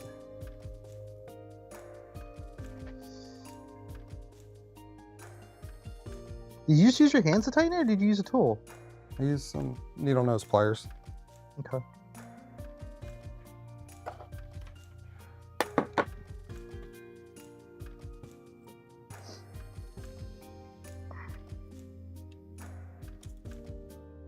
Okay, it's probably tight. Yeah, that's definitely tight enough. Crap. Okay, and we are doing this one to the back, so I will cut you approximately here. And you to the front. So what do we have going? Oh yeah, we need to run a ground for the main board. There we go. So that goes there. That can just go right there.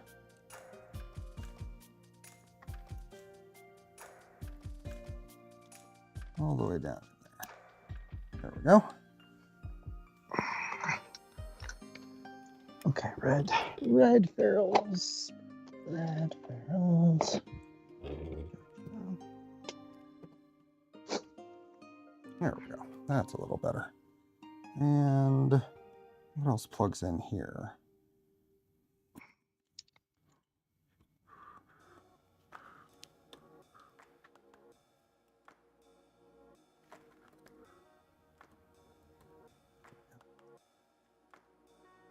What else needed to plug into the... Oh yeah, we need to run two. We need to run bed heater and main power from this Wago. So. For some reason, my ferrule is not closed. I wonder if I use too large of a ferrule because I can't get my what are they called? The little orange guys. The Wagos? I can't get it to close now. Won't close at all? Yeah, it'll close a little bit. That's weird. Maybe that's...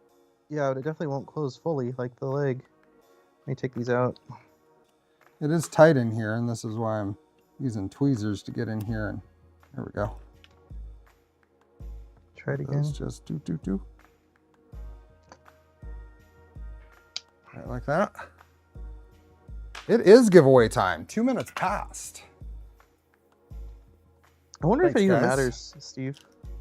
Giveaway time does matter. It always matters. No, that's not what I'm talking about. Talking about my lever being loose. Like if I pull up on yeah, they do. Yeah, see, they do just normally. See, that much is play, but as long as it clamps down, it's fine. Look at this. It doesn't lock closed. Look at this guy. It feels different than I'm used to. I'm gonna turn on manual focus. Right. Where are we? We're right about here. Going a little further out. Yeah. That's as far as it goes. It doesn't close up all the way, even if you push it? No, so it does, but it's loose. Oh yeah. Like it But closes. pull on the wire. Loose. Pull on the wire. Oh, it's stuck. Okay, you're good. Yeah, it's stuck hard. Okay, yeah. I'm not used to seeing it like that. But no, it's absolutely. I mean, like if I grab this with my hand, I tug on this, like we aren't going anywhere. Okay, cool. You're good. Okay, it is filament giveaway time. Let's go. Wheel of names. Get rid of last week's. Delete. And here. Okay, so let's go here. There we are. So I will close the giveaway. How many people do we have? 340 people. 365 people have responded. Hold on. Why is this not showing me? Here we go. Okay. I will close the form when we have not had a new entry in 3 seconds. So 3, 2, 2. Remember, even if you don't win the giveaway, you're still winners in my book. Mine too. Yours too, Daniel? Yeah. Yeah, okay. 3, we've had 2 more since then. 3, 2, 1. Get them in, those last second folks. There's one. 3, 2, 3, 2, 1. What? What? You notice my tone changes? Yeah, That's people's cue to get them in because I'm serious now. I'm serious now. So we've had a couple in that. So 3, 2, 1, and done.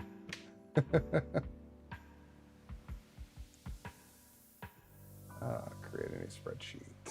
Create. Okay. Dr. Dave was the very first person in. You didn't wait until the last second. I'm so proud of you.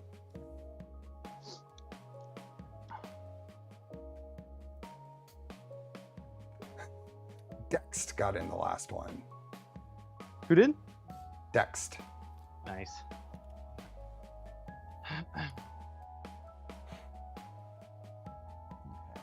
How many, what's the range on the shuffles?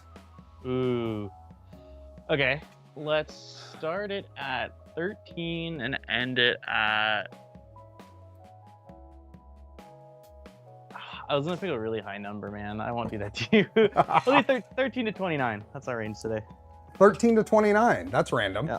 13 to 29, folks. It's quite random. Next year, I'm going to wait until the end to enter. Word of the day is 3. 13 to 29. Let's get in here. Are we using all 3 of the 24 volt Wago connectors or only 2? We will use all 3. What's the third Edwin one? said 21, so let's do 21. Let's finish this and I'll go over. Okay. 1, 2, 3, 4, 5, 6, 7, 8, 9, 10, 11, 12, 13, 14, 15, 16, 17, 18, 19, 20, 21, and spin.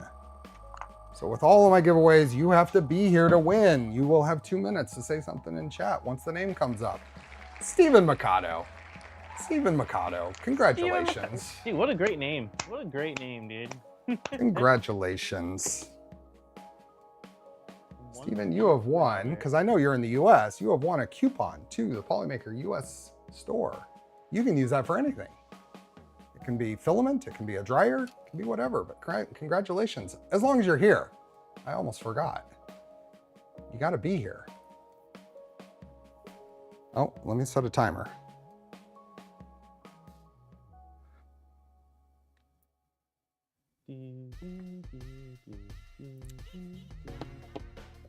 You know, the thing is, I wouldn't put it past Mr. Machado, how do you say that? I don't know for sure. Machado? May prefer to be part of the Polar Tech Club. Hey, buddy. I'm hoping not. Oh, are we back from tea? Yeah, how'd tea go? There you are. There you are. I Jack see you have some there. tea? Congratulations. No? Okay. Congrats. All right. Yeah, Steve chose Congrats. Steve. It's Steven, but you know. Let's get this in the thing. Yep. We're getting close. Are you? Yeah. Yep, that is all good. Machado. Hey. Machado. Oh. Uh-oh. Here, while I'm fumbling around with that. Oh, there we are. You say hi? Hi. Let me get, okay, what am I doing? I need to bring up this other. That was the 150th time I've accepted entries for Polymaker filament giveaway. Dang. That was Basically, 150th time. like 3 years. Fun Machado. at- Okay, At the party?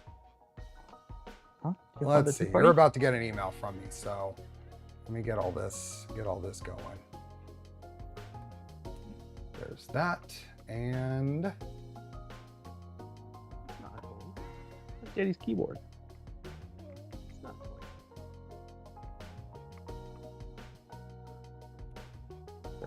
there we are, and I've never had email any. sent.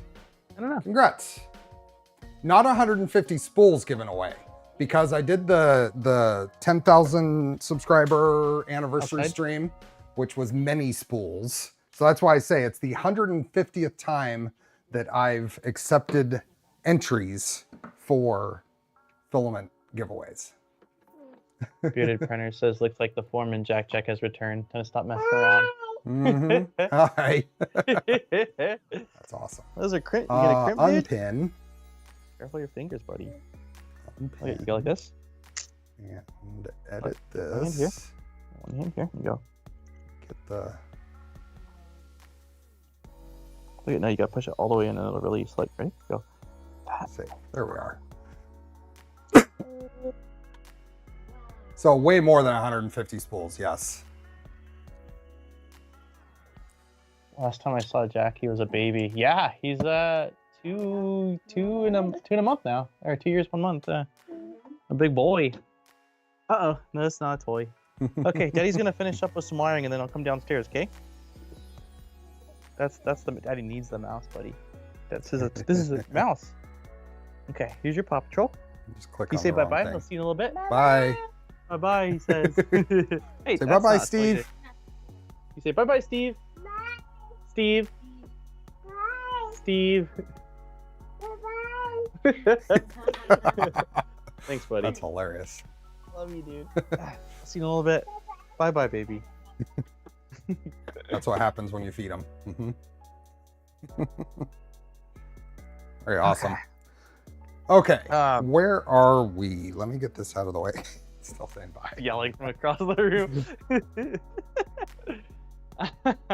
I'm watching your box show stream. My LDO kit is supposed to arrive tomorrow. I have everything printed and excited. Nice. That's awesome, Hitman. Yeah, can you just run through the last thing I really just want to do is run through what's going to what one more time? So on the so the ground Wago has the tool head ground, yep, the inlet ground, and then one more ground goes to one of the ground not one of the ground to the ground port on the controller. What is that? Like the terminal. It is the second one over. Okay. So that takes up the 3 here.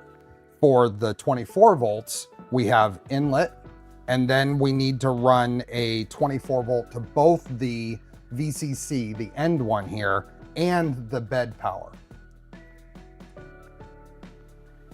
Got it. Okay, cool. That makes sense.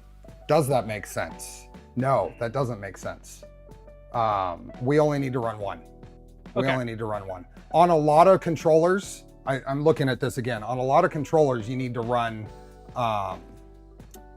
separate bed power. This doesn't have separate bed power.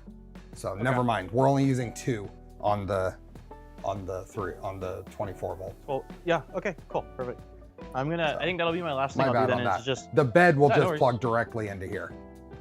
Cool. Okay, that sounds great. I'm going to just do my last couple ferrules here, just so that way I can leave at a good spot. Yeah. Did you already do yours or no? No, what? You did. The ferrules for like I have not done them for. I mean, there's only 2 more to do. Okay. We could do them real quick. Do you want to do them real quick? Yeah, I'm doing the ferrule to the controller, and then I'm doing the 24 volt to the controller. Those will be my last 2 ferrules. Yep, that's what I'm doing right now too. Then. Okay. Let me strip some more of this.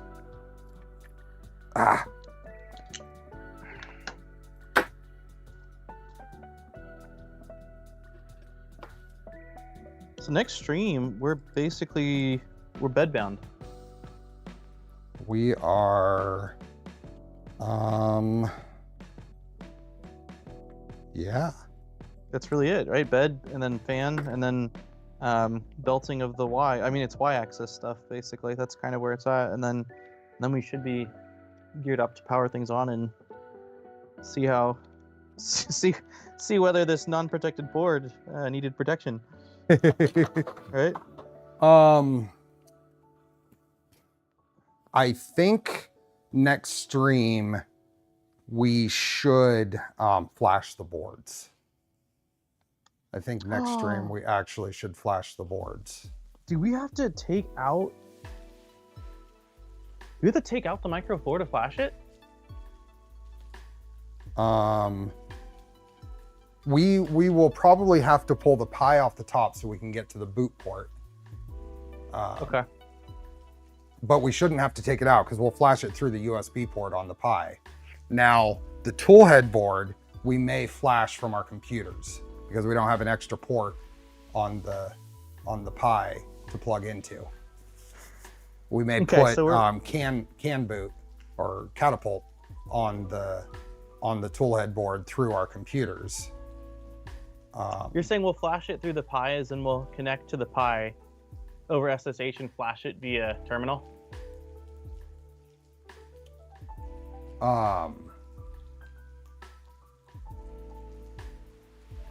For the Micro 4? Hold on. For the Micro 4, we'll flash it over USB. There isn't a SD card, Canrog, on the... How are you? You dead headphone? Hey, Abdullah. Microphone, speakers. There isn't a SD card on this, okay, right? hold on. My Unless it's whole on the bottom. computer Bluetooth disconnected. USB, yeah. From this. We will do a DFU flash on that, but the tool head board will be a little more complicated because we'll have to. For the tool head board, I think we'll just hook up to USB to our computer to throw our catapult on it. For the Micro 4, we'll just flash it straight from the Pi through USB. We'll just have to access the boot button there to put it into DFU mode. We'll pull off the Pi and then we'll use a longer micro USB cable. No, we won't need to use a. Never mind. We'll pull off the Pi, just access the boot, and everything's done wirelessly, other than having to hit the boot button. Canrog is saying the tool head board has catapult already, so we may be okay there. We may be able to just run it and flash. That'd be cool. So hey, we'll play. Lila, we'll figure it out. Yeah, we'll cross that bridge. Okay, so one last. I'm just seeing if this is long enough. No, I want that to be a little longer. If it has catapult already, that makes our lives a little easier. Grab a little more wire here. One roll of Galaxy Gray inbound. Already, that is quick. That is quick. How long has it been? It's been like 10 minutes. And you've already got your prize claimed and ordered. He was ready. Yep, if there's catapult already on there, we can just do it all through the CAN port. That'll be fine. Okay, now let's see which wire I want here. That and probably about that. That one, this one will be much shorter. That and probably about that.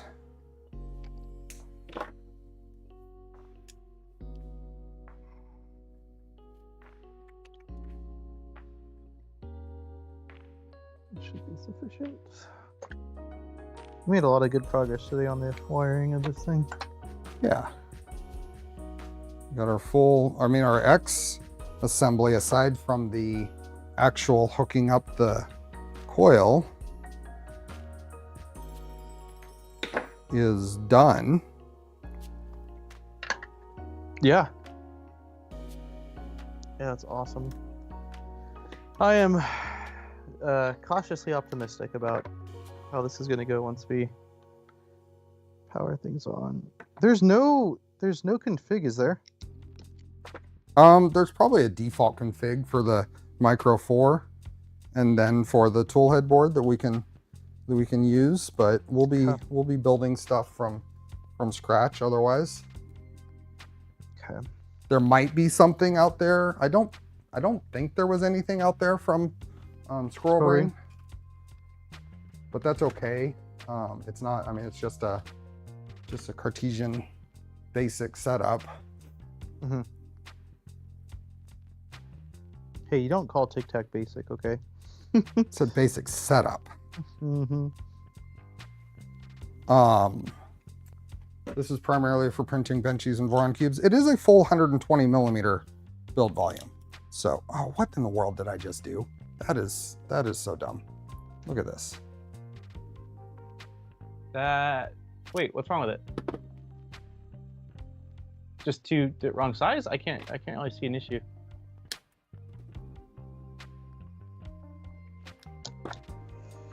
It is red. It was supposed to be black. Oh, I use red for all of them. That's all I got for that size. I purchased, I think they're 1,000 packs of 18 gauge ferrules in black, Gotcha. red, white, and green. Yeah, that was probably smart. I don't have. I just have one color for each size, so I go based off wire color, not ferrule color. But if you've got it, I mean, it's cleaner. But don't call me dumb. I just used what I had, Steve. I didn't call you dumb. I called me dumb. That's all I've got. All mine are red. I might have to redo the ground wire here. What board is this? Micro 4. Mellow Micro 4.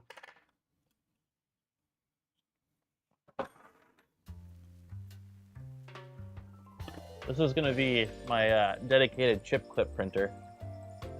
I'm gonna have it set up where Erin can just walk by it and slap a button every time she needs a new chip clip, and it just fires it off.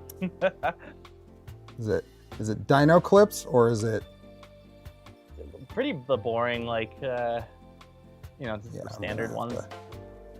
I'm gonna have to redo that one. Darn it. Do that off camera, I guess. You mean the soldering or no? No, because I screwed up the length on that, or the ferrule on that one, I had to cut it, and then So the length isn't long enough. I think it would have been too short anyway. Gotcha. I think I did a poor job of estimating the length on it.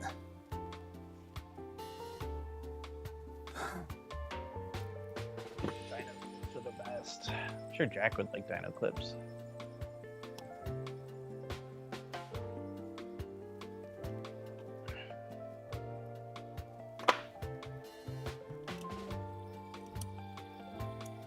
Make sure that my cover fits on here. What is it? The first one. There we go. Ooh, baby, like a glove. Cover fits. Yeah, definitely. And there's a little bit of pushback towards the back corner, but it's super minimal. And with the single screw, like, it's gonna be really easy to hold it in place. Go. Yeah, it looks clean. Man, this thing looks Yeah, good. Let's see. It's a baby boost. Where is my cover? There it is. So these have to move over a bit, right? The wires. Yeah, there we go. Yeah. That just goes into there. Goes like that. We've got a fan to put on the back still. Did you send that fan, or was that a fan that I had for the back fan? It's just a 40 millimeter fan. I think you should have one. I just don't want to. Oh yeah, I think this is the one I had, the Windsor or whatever, Winsin. Winsin? Yeah. Yeah, pretty sure I've got one. Okay. There's a little accent piece here around the rear. I'm gonna throw that on. Is that your design? No. I was in.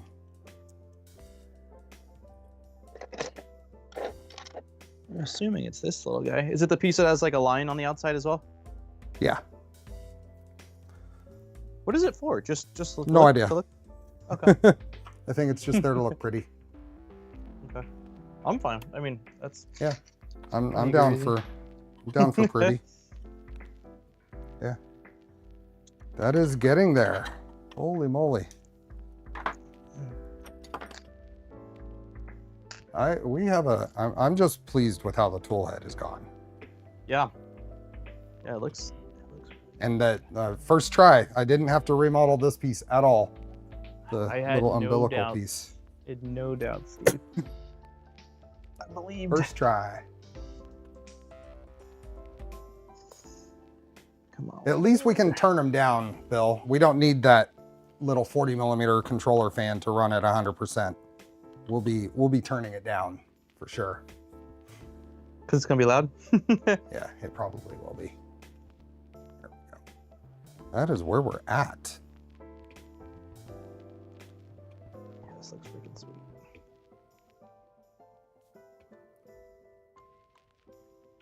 Tiny tank. Yeah, it is.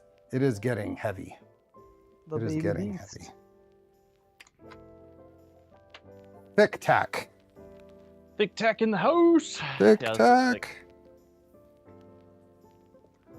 I'm really pleased with the tool head and the Z cable chain. It's looking sweet. Where does the Y cable chain attach to? I'm gonna pull up the CAD really quick here. That's a good question. Where does that attach? It's a part that goes directly into the extrusion. It looks like one of them just goes right into the extrusion. Where? The other one, right next to the triangle piece. Yeah. Oh, so the here. The other one goes into the CNC part. Right next to That's the one that I pulled out earlier. Yeah. And you were like, that's not the right one. And then the other part goes onto the CNC bed. frame, right? Yeah. And that's why I think we want to thanks, Squirrel. That's why I think we want to do our flashing of things before we finish up the Y. Yeah, I agree. TC, this is not a Voron inspired A1 Mini. This project was out, I believe, before the A1 Mini. Yeah, it definitely was.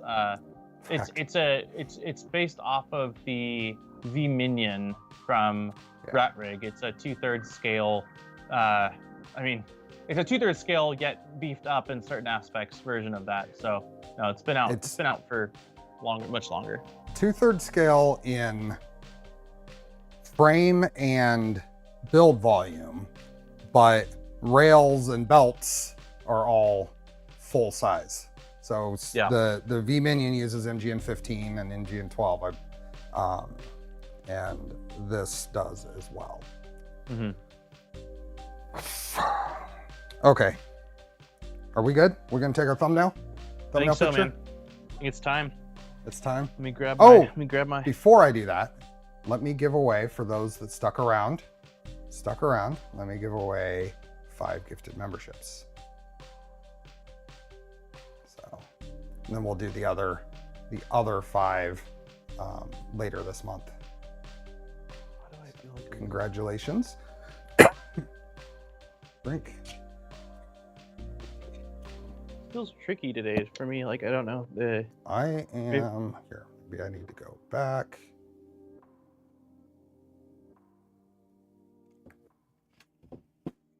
Oh, let me get rid of the chat. Let me get rid of chat.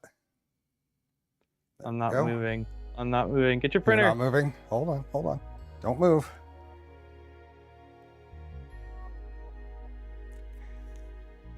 Good? Oh, you gotta move over a little bit. Good? A little bit. Good? Good? Steve, there we go. Nelson. There you go. Perfect. All right, perfect. All right. Nailed it. Woo! All right. All right. Bye, Nice. Awesome. See you, Nice. Alrighty. So next stream, like I said, we're gonna do some flashing and then Y. Yep. And I wonder if within that time we could get the start to power it up. Yeah, I think we'll power it up. Power it up. I believe we'll power it up. I think that we'll be printing a week from today on your next Sunday. I think we're gonna spend a bit of time on Eddie and G. Okay. So I'm not confident that we'll be printing, but we could be. I think we line I up believe. the printers like that and keep the faces separate. I thought about that actually. I thought about what it would look like, but there's not enough to this printer. Yeah. If it was like a Core XY box we could put in the middle, that would make sense. But yeah. Thank you, everybody. Thanks, Daniel, for being here. Yeah, thanks for having me. Thank you to every company that was involved in helping us with this: PCBWay, Phaetus, LDO, Mellow, and Polymaker. thanks to everybody who's here and gifted memberships and all that. Remember, any new members, you have access to the TCT Asia walk around that Doc and I did. It is out there on the channel as a members only for the next couple of days, and then I'll make it public. So if you do see anything in there that's a little questionable or whatever, I've watched through it. But if you see anything that you want to give me a heads up on before I make it public, that'd always be appreciated. Yeah. We I are think of a few silly back. things, but I won't say them. What? Did you watch it? Nothing. No. We are back at this on Wednesday on Daniel's channel, Modbot Army. Yep. So that Wednesday, will be part 6. Noon Pacific, and we do have another strict. It's swim lessons day, so we'll have a 12 to 3 my time. Okay. So the usual. Another 3-hour Yep. time frame. This thing is coming together. We are very close now. Yeah. Oh, I had a question for you. Does yours rock on the table, or does it sit steady? So, it sits steady, but it's easy to make it rock. Like, The weight balance is a little. Yeah. I think that'll get better when the bed gets on it. Like it'll like it's flush, it's flat, but if I tilt it like towards the back right, it definitely has no issue wanting to tilt that way. Yeah. So, yeah. The only reason I ask is I printed a 0.4 millimeter spacer for one of the feet on mine. Does it make a big difference? I think my Z assembly might be shifted up a little bit. Gotcha. So, anyway, little side note there. With that, thanks everybody. We will hopefully see you on Wednesday, and then again next Sunday. So take care, everyone. Have a good rest of your day. Enjoy the build. Bye.